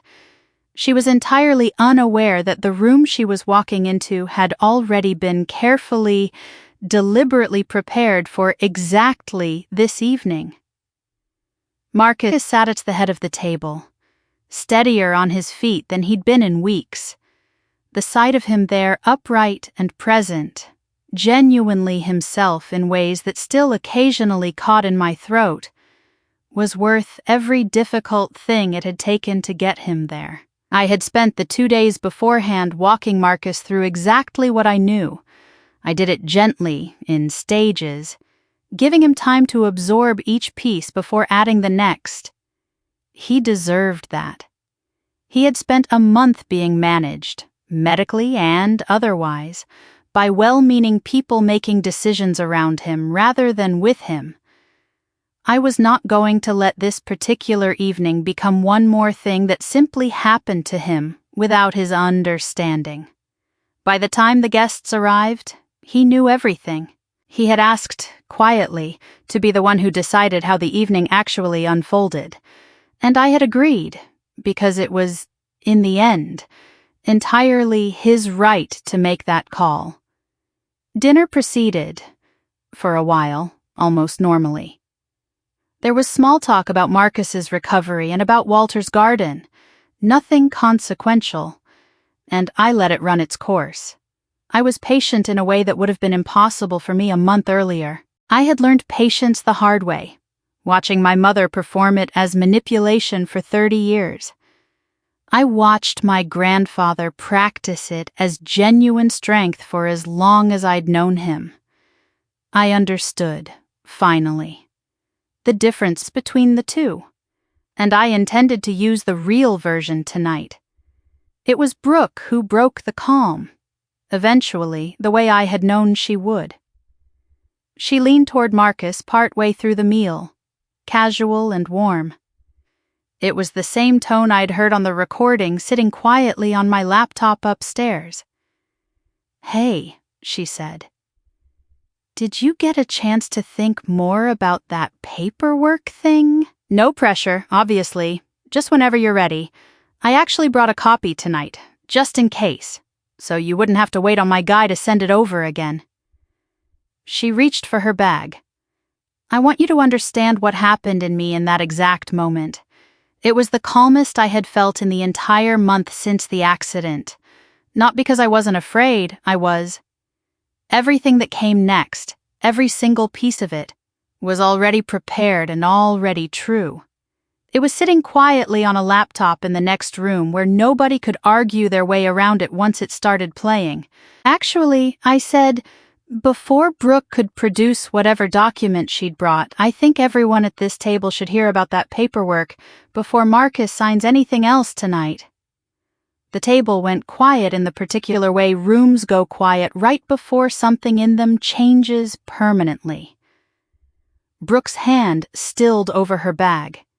My mother looked up sharply, some instinct in her already bracing for whatever was coming. Walter set down his fork.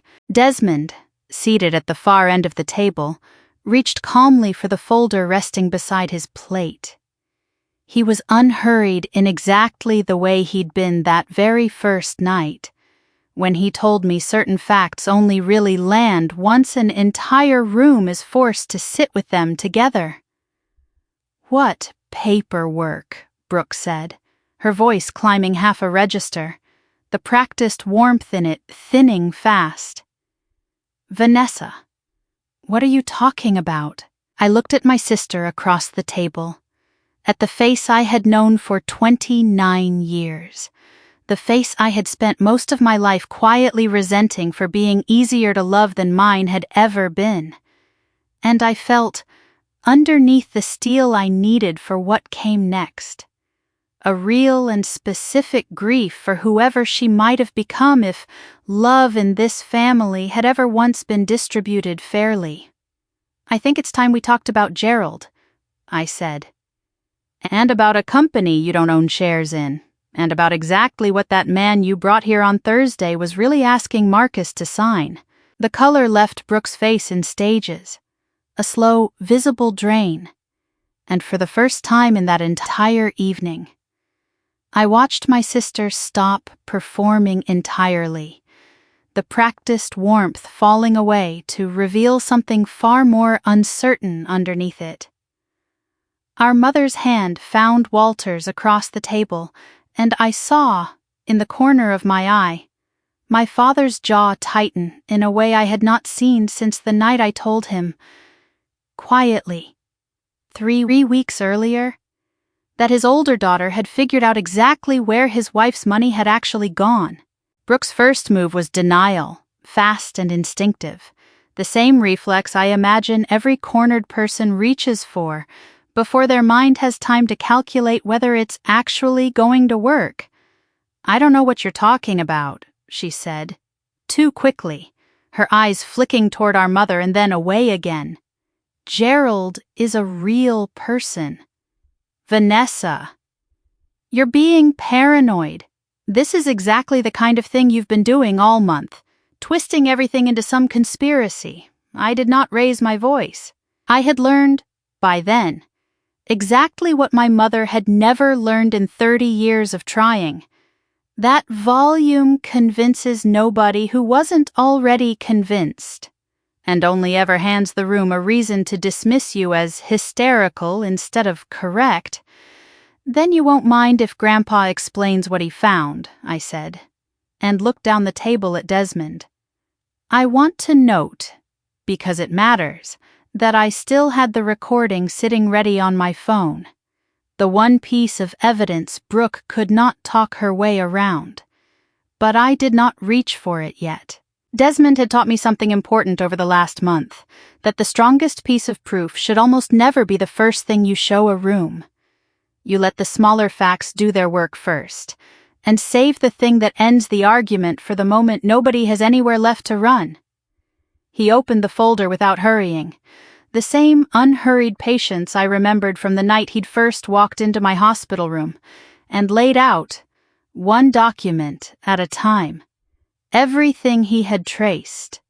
The stock photograph. The account activity clustered around evenings and weekends that matched, almost perfectly, the hours Brooke's public social media accounts went dark. The registered assumed name behind the LLC receiving the transfers, listing Brooke as sole owner, filed with the state in black and white where anyone could look it up. I built a life around a man who never existed. My mother said quietly into the silence that followed, her voice smaller than I had ever heard it. "For 5 years. Brooke's composure cracked properly then, the practiced warmth collapsing all at once into something raw and cornered. "It's not what it looks like," she said, her voice rising now, genuine panic bleeding through. "I was going to pay it back. I was always going to pay it back, once the brand actually took off, once things stabilized. You don't understand how expensive it is to build something real from nothing." "Mom, none of you understand. You've never once had to build anything yourselves." I felt the old family script trying to reassert itself in that sentence, the reflex to make her the misunderstood one, the hard-working one nobody appreciated. And I watched, for the first time in my life, my mother refuse to catch that particular pitch. "Don't," Renata said, and her voice, though shaking, had real iron in it. "Don't you dare tell me I don't understand hard work. I have spent 30 years protecting you from every consequence you ever earned, Brooke. And you used that protection to become someone I don't recognize sitting at this table." The room went very still. Walter reached over and took my mother's hand. I watched something pass between my parents that I had genuinely never witnessed before. A united front that had nothing to do with defending Brooke and everything to do with each other. Brooke turned to Marcus then, her voice softening again, pleading now instead of performing. "Marcus, please, you know me. This isn't who I am." Marcus was quiet for a long moment. When he finally spoke, his words came slower than they used to, still occasionally reaching for the right shape, but unmistakably, entirely his own. "I spent 3 weeks relearning how to walk," he said. "And the whole time, you were sitting in my hospital room with paperwork in your bag, waiting for me to be tired enough to sign it. I don't know who that is, but it isn't someone I trust anymore." Brooke's eyes filled. I believed they were real this time, though I've never fully known how to separate my sister's genuine feelings from the performances she gives. She looked around the table one more time, at our mother's face, at Walter's tightened jaw, at Desmond's folder still open on the table, at me, and found in every direction the same thing. A room that had finally, completely, stopped believing her. "I need to go," she said, and stood so fast her chair scraped hard against the floor. Nobody moved to stop her. I sat very still, watching my sister gather her bag with shaking hands. Something complicated settled to my chest. Not triumph, not quite grief. Closer to the flat, exhausted clarity of a case finally closed, with no satisfaction left anywhere inside the winning of it. She was at the front door before Desmond spoke again. His voice carried just enough to stop her without rising at all. "Before you go," he said, "there's one more thing you should know about that trust you were hoping to reach into, and about a recording on my granddaughter's phone of you and a man from a firm that specializes in this kind of work, discussing how to handle everything quietly within the family. You may want to hear the rest of this sitting down." Brooke's hand froze on the doorknob. She turned back slowly, whatever composure she had left draining out of her all at once. I watched her finally understand, completely, that there was no version of this evening she was going to be allowed to simply walk away from unfinished. Brooke sat back down, slowly, at the edge of a chair rather than fully in it. The posture of someone who hasn't yet decided whether she's staying. I played the recording on my phone, set flat on the table where everyone could hear it clearly. Brooke's own voice filled the room, warm and careless in exactly the way it had been in that visitor's lounge, describing consolidation and efficiency and handling things quietly between family. The consultant's smoother, more practiced voice slid in beside hers, both of them entirely unaware, at the time, that they were describing their own undoing in real time. Nobody at that table said a word until it finished.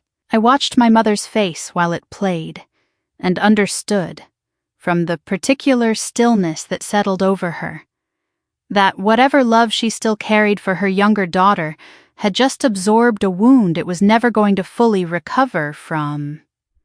"That is not a legitimate business arrangement," Fatima had told me over the phone 2 days earlier, once I'd sent her the recording to review properly. "That is textbook undue influence, targeting a man with a documented traumatic brain injury, dressed up in enough professional language to almost pass as legitimate to someone who wasn't listening carefully. It would not hold up in any court in this state, and frankly, depending on what else that consultant has done with other families, it may be worth more than a family conversation." Desmond opened his folder one final time and set the trust document itself on the table, the same thick official pages I had first seen in a hospital room a month earlier. "Your grandmother built something into this that none of you have ever had reason to know about until tonight," he said, addressing the whole table now rather than just Brooke. "Any attempt to access, redirect, or attach new authority over distributions from this trust requires the explicit documented consent of both named beneficiaries and an independent trustee. That trustee is currently the firm in Boulder that has managed it since Louisa and I first set it up. No power of attorney, medical or financial, drafted by anyone, can override that requirement. It was built, deliberately, to survive exactly this kind of attempt. He looked directly at Brooke as he said the next part, his voice gentler than I expected, though no less final for the gentleness. "Whatever you were hoping to reach with that document," he said, "it was never actually reachable. Not through Marcus, not through anyone. Louisa made certain of that before she died, because she understood, better than any of us apparently did, exactly what this family was capable of once real money entered the picture." Brooke did not respond to that directly. She sat with her hands folded tightly in her lap, staring at the table. And when she finally spoke, her voice had lost every trace of the warmth I'd grown up associating with her. "Are you going to have me arrested?" she asked. "To no one in particular." It was my mother who answered, surprising everyone at the table, including, I think, herself. "No," she said quietly, "not tonight. Not because you don't deserve consequences, Brooke. Because God knows you do. But because I am not going to lose both my daughters to this in the same year, and because some part of this is mine too. For building a house where you never once had to face a consequence you didn't want to face. That ends now. You will pay back what you can, on a schedule Vanessa's attorney sets. And you will not come near Marcus's finances or anyone else's ever again. But no, I am not calling the police on my own child tonight." I watched my father then, silent through most of the evening, the way he'd been silent through most of my life. He finally lifted his head and looked directly at me. Not at Brooke, not at Renata, at me. For the first time all night. "Your mother's right about the consequences," he said, his voice unsteady but clear. "And she's right about something else too. Vanessa has spent this entire month cleaning up messes none of us had the courage to face ourselves, and I have sat by and let her do it alone more times than I'm proud of. That stops tonight too. I'm sorry, Vanessa, for all of it. Not just tonight. It was the first time in my entire life my father had apologized to me directly, without qualification, without immediately finding a reason to soften it. I did not trust myself to answer him steadily, so I simply nodded and let the quiet that followed be enough for both of us. For now. I want to tell you honestly that the room did not erupt into forgiveness after that. No tearful group embrace, no tidy resolution wrapping every wound in the same hour it was finally named out loud. Brooke sat at that table a while longer, smaller than I had ever seen her, and eventually left quietly, without another scene, without the dramatic exit she'd attempted earlier. My mother watched her go with an expression I still find difficult to describe. Love and grief and something like relief all tangled together. The particular exhaustion of a woman who has just stopped protecting someone from the truth after 30 years of practice. Nobody at that table pretended the evening had been anything other than what it was. The end of one kind of family and the uncertain, still forming beginning of another. The house emptied out slowly after that. My parents left together in careful, subdued silence, and Desmond stayed long enough to help me clear the table before he finally headed home himself, patting my shoulder once at the door in a gesture that said more than either of us needed to put into words.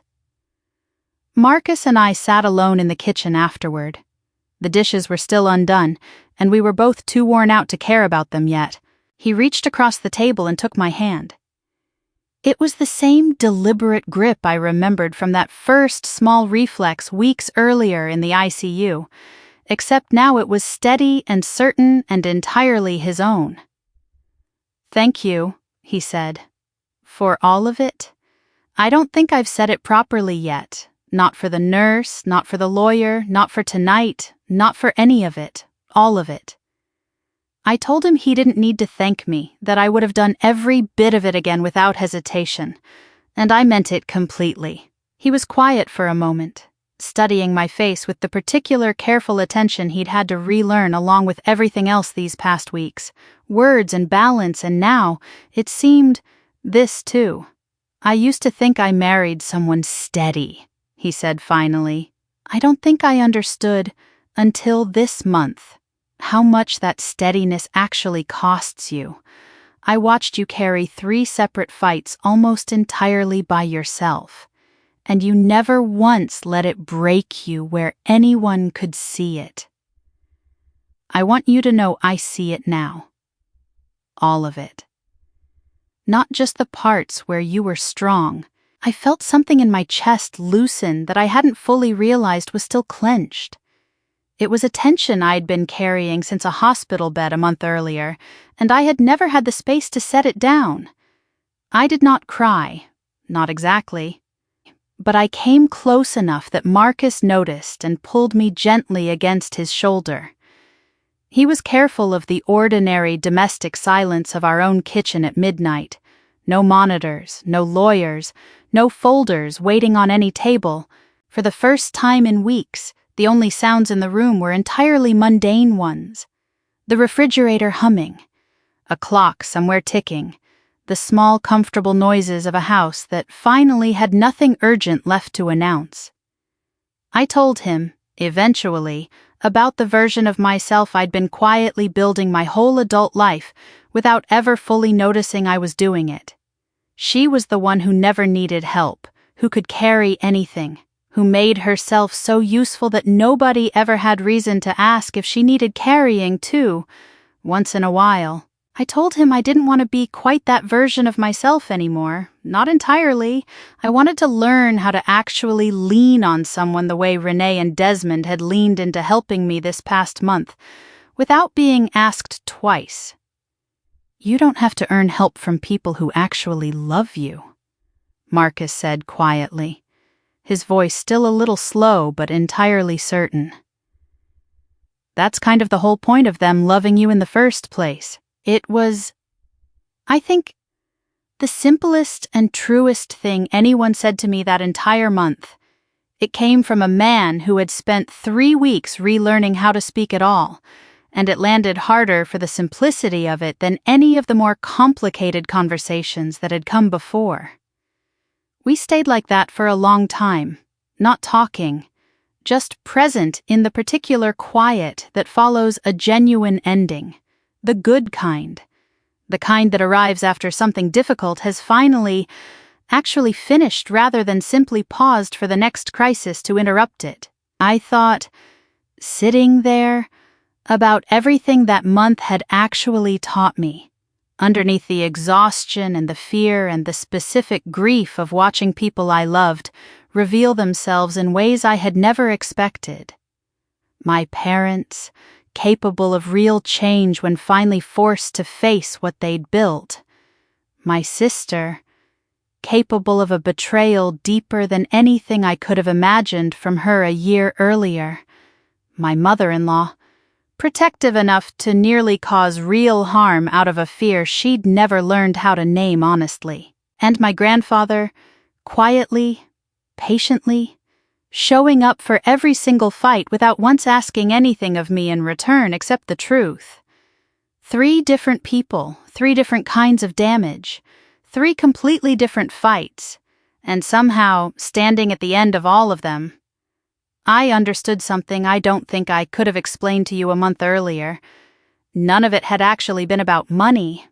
Not really, not underneath. It had been about who, in this family, was actually willing to show up when showing up was inconvenient, expensive, or hard. I finally, at 37 years old, knew the real answer to that question for every single person who mattered. Marcus fell asleep on the couch an hour later, exhausted in the ordinary, healthy way now instead of the frightening way. And I sat beside him for a while longer, watching him breathe, before I finally let myself close my eyes too, for what felt like the first uncomplicated rest I'd had in a very long time. Tomorrow there would still be practical things to manage: Fatima's follow-up on Brooke's repayment schedule, a call to Deborah to see how she and Marcus were rebuilding whatever version of trust they could still salvage, the ordinary slow work of a family reassembling itself into something honest after decades of quietly agreeing not to look too closely at itself. None of that felt urgent tonight, sitting in my own kitchen with my husband breathing steadily beside me. For the first time in longer than I could clearly remember, urgent was not the word I needed to describe how I felt at all. Here is how it actually settled, in the months that followed, because I know by now that you want the real answer, not just the satisfying ending where the credits roll right after the confrontation. Marcus made a full recovery, slower than either of us would have liked, but steadier than his doctors initially predicted. He went back to work part-time first, then full-time, 6 months after the fall. Back on jobs, back to the version of himself that climbs scaffolding without a second thought. Though I will admit I still hold my breath a little every time he mentions a height requirement now. Some fears, once a truck or a scaffold teaches them to you, never fully leave. My relationship with my parents did not snap back into something warm and uncomplicated, and I want to be honest with you about that, because I think too many stories like this one promise a clean reconciliation that real life rarely delivers. We see each other now, deliberately, on a schedule that works for me rather than one built entirely around their convenience. I do not send them money anymore, not $1 of it. And my mother has never once asked me to start again. She began seeing a therapist about 4 months after that dinner. At first, I think, mostly to process the grief of what Brooke had done to her. And gradually, over time, to look honestly at the favoritism she'd spent 30 years practicing without ever quite naming it to herself. It is slow work. I do not know yet where it ends. I know it is real, because real change is always slower and less dramatic than the version you'd script for television, and this has never once, from the very first night, moved at the pace I would have chosen for it. Brooke lost the brand within the year, unable to sustain it once the funding that had actually been carrying it, both mine and unknowingly our mother's, finally stopped flowing. She works now at a marketing firm downtown, an ordinary job with an ordinary salary. I suspect, for the first time in her adult life, she is learning what it actually costs to build something with your own 2 hands, instead of borrowing the foundation from people who loved you more than you'd ever earned. She pays my mother back in small, steady installments, exactly as agreed. She and I are not close yet, maybe not ever in the way sisters are supposed to be close, but she texted me on Marcus's birthday this year, unprompted, a simple message asking how his recovery was going. I answered her. It was not much. It was, I think, a start. Neither of us is quite ready to rush. Deborah and I built something more honest than I expected, in the end.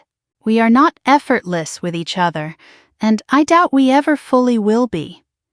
We are 2 women who love the same man in very different ways, and needed a genuine crisis to finally say so out loud. But she calls before she visits now. She asks before she assumes. And last month, sitting in my own kitchen over coffee, she told me, unprompted, that Robert would have respected how I handled everything that happened. That was coming from her, as close to an unqualified compliment as I think I am ever going to get, and I have decided that is enough. Desmond still comes for dinner most Sundays, exactly the way he always has, though these days he leaves the manila folder at home. He doesn't need it anymore. He brings a different kind of gift instead now, small, ordinary things. A book he thought Marcus would like, a plant for the kitchen windowsill. They are the quiet, unremarkable proof of a man who shows up, not because there's a fight that needs winning, but simply because he wants to be there. I understand now, in a way I did not fully understand a year ago, exactly what my grandmother saw in me that made her build that trust. I also understand exactly what she meant by the warning she gave me the last Thanksgiving I ever had with her. She was not asking me to be generous. She was asking me to be vigilant and to understand. Eventually, the difference between the two, I did. Though it took a truck, a fall, 3 folders, and 1 very long month to finally teach me. I think about that lesson often now, more than almost anything else this whole ordeal handed me. For 37 years, I mistook being needed for being safe. I built an entire identity around a kind of usefulness that quietly let the people around me avoid ever having to grow. I do not regret every dollar I sent, not fully. Because some of it, the real medical bills, the actual mortgage, came from a place of genuine love that I do not want to pretend away simply because the rest of it was misused. What I regret is never once asking the question until a truck and a scaffold and a hospital bed forced it out of me. If you are the person in your own family who everyone quietly assumes will figure it out, the one who never gets the emergency phone call answered the way your siblings do, I want you to hear this from someone who learned it the hard way. Being the strong one is not the same thing as being loved fairly, and the people who praise you loudest for carrying everyone else's weight are very often the same people who have quietly decided they will never once have to carry yours. The day you stop being everyone's bank, or their fixer, or their designated grown-up, is the day you finally get to find out who actually loves you without a condition attached to it.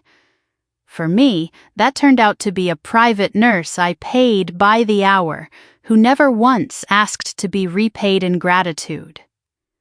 A grandfather who drove past 3 exits because he refused to believe his own daughter's version of events. A husband who spent 3 weeks relearning how to say thank you and meant every syllable of it once he could.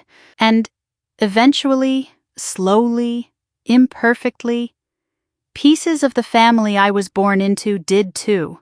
Once they were finally forced to stop performing love and actually start practicing it. That is my story. A truck never hit me. A fall took my husband instead, and a hospital bed of my own beside it.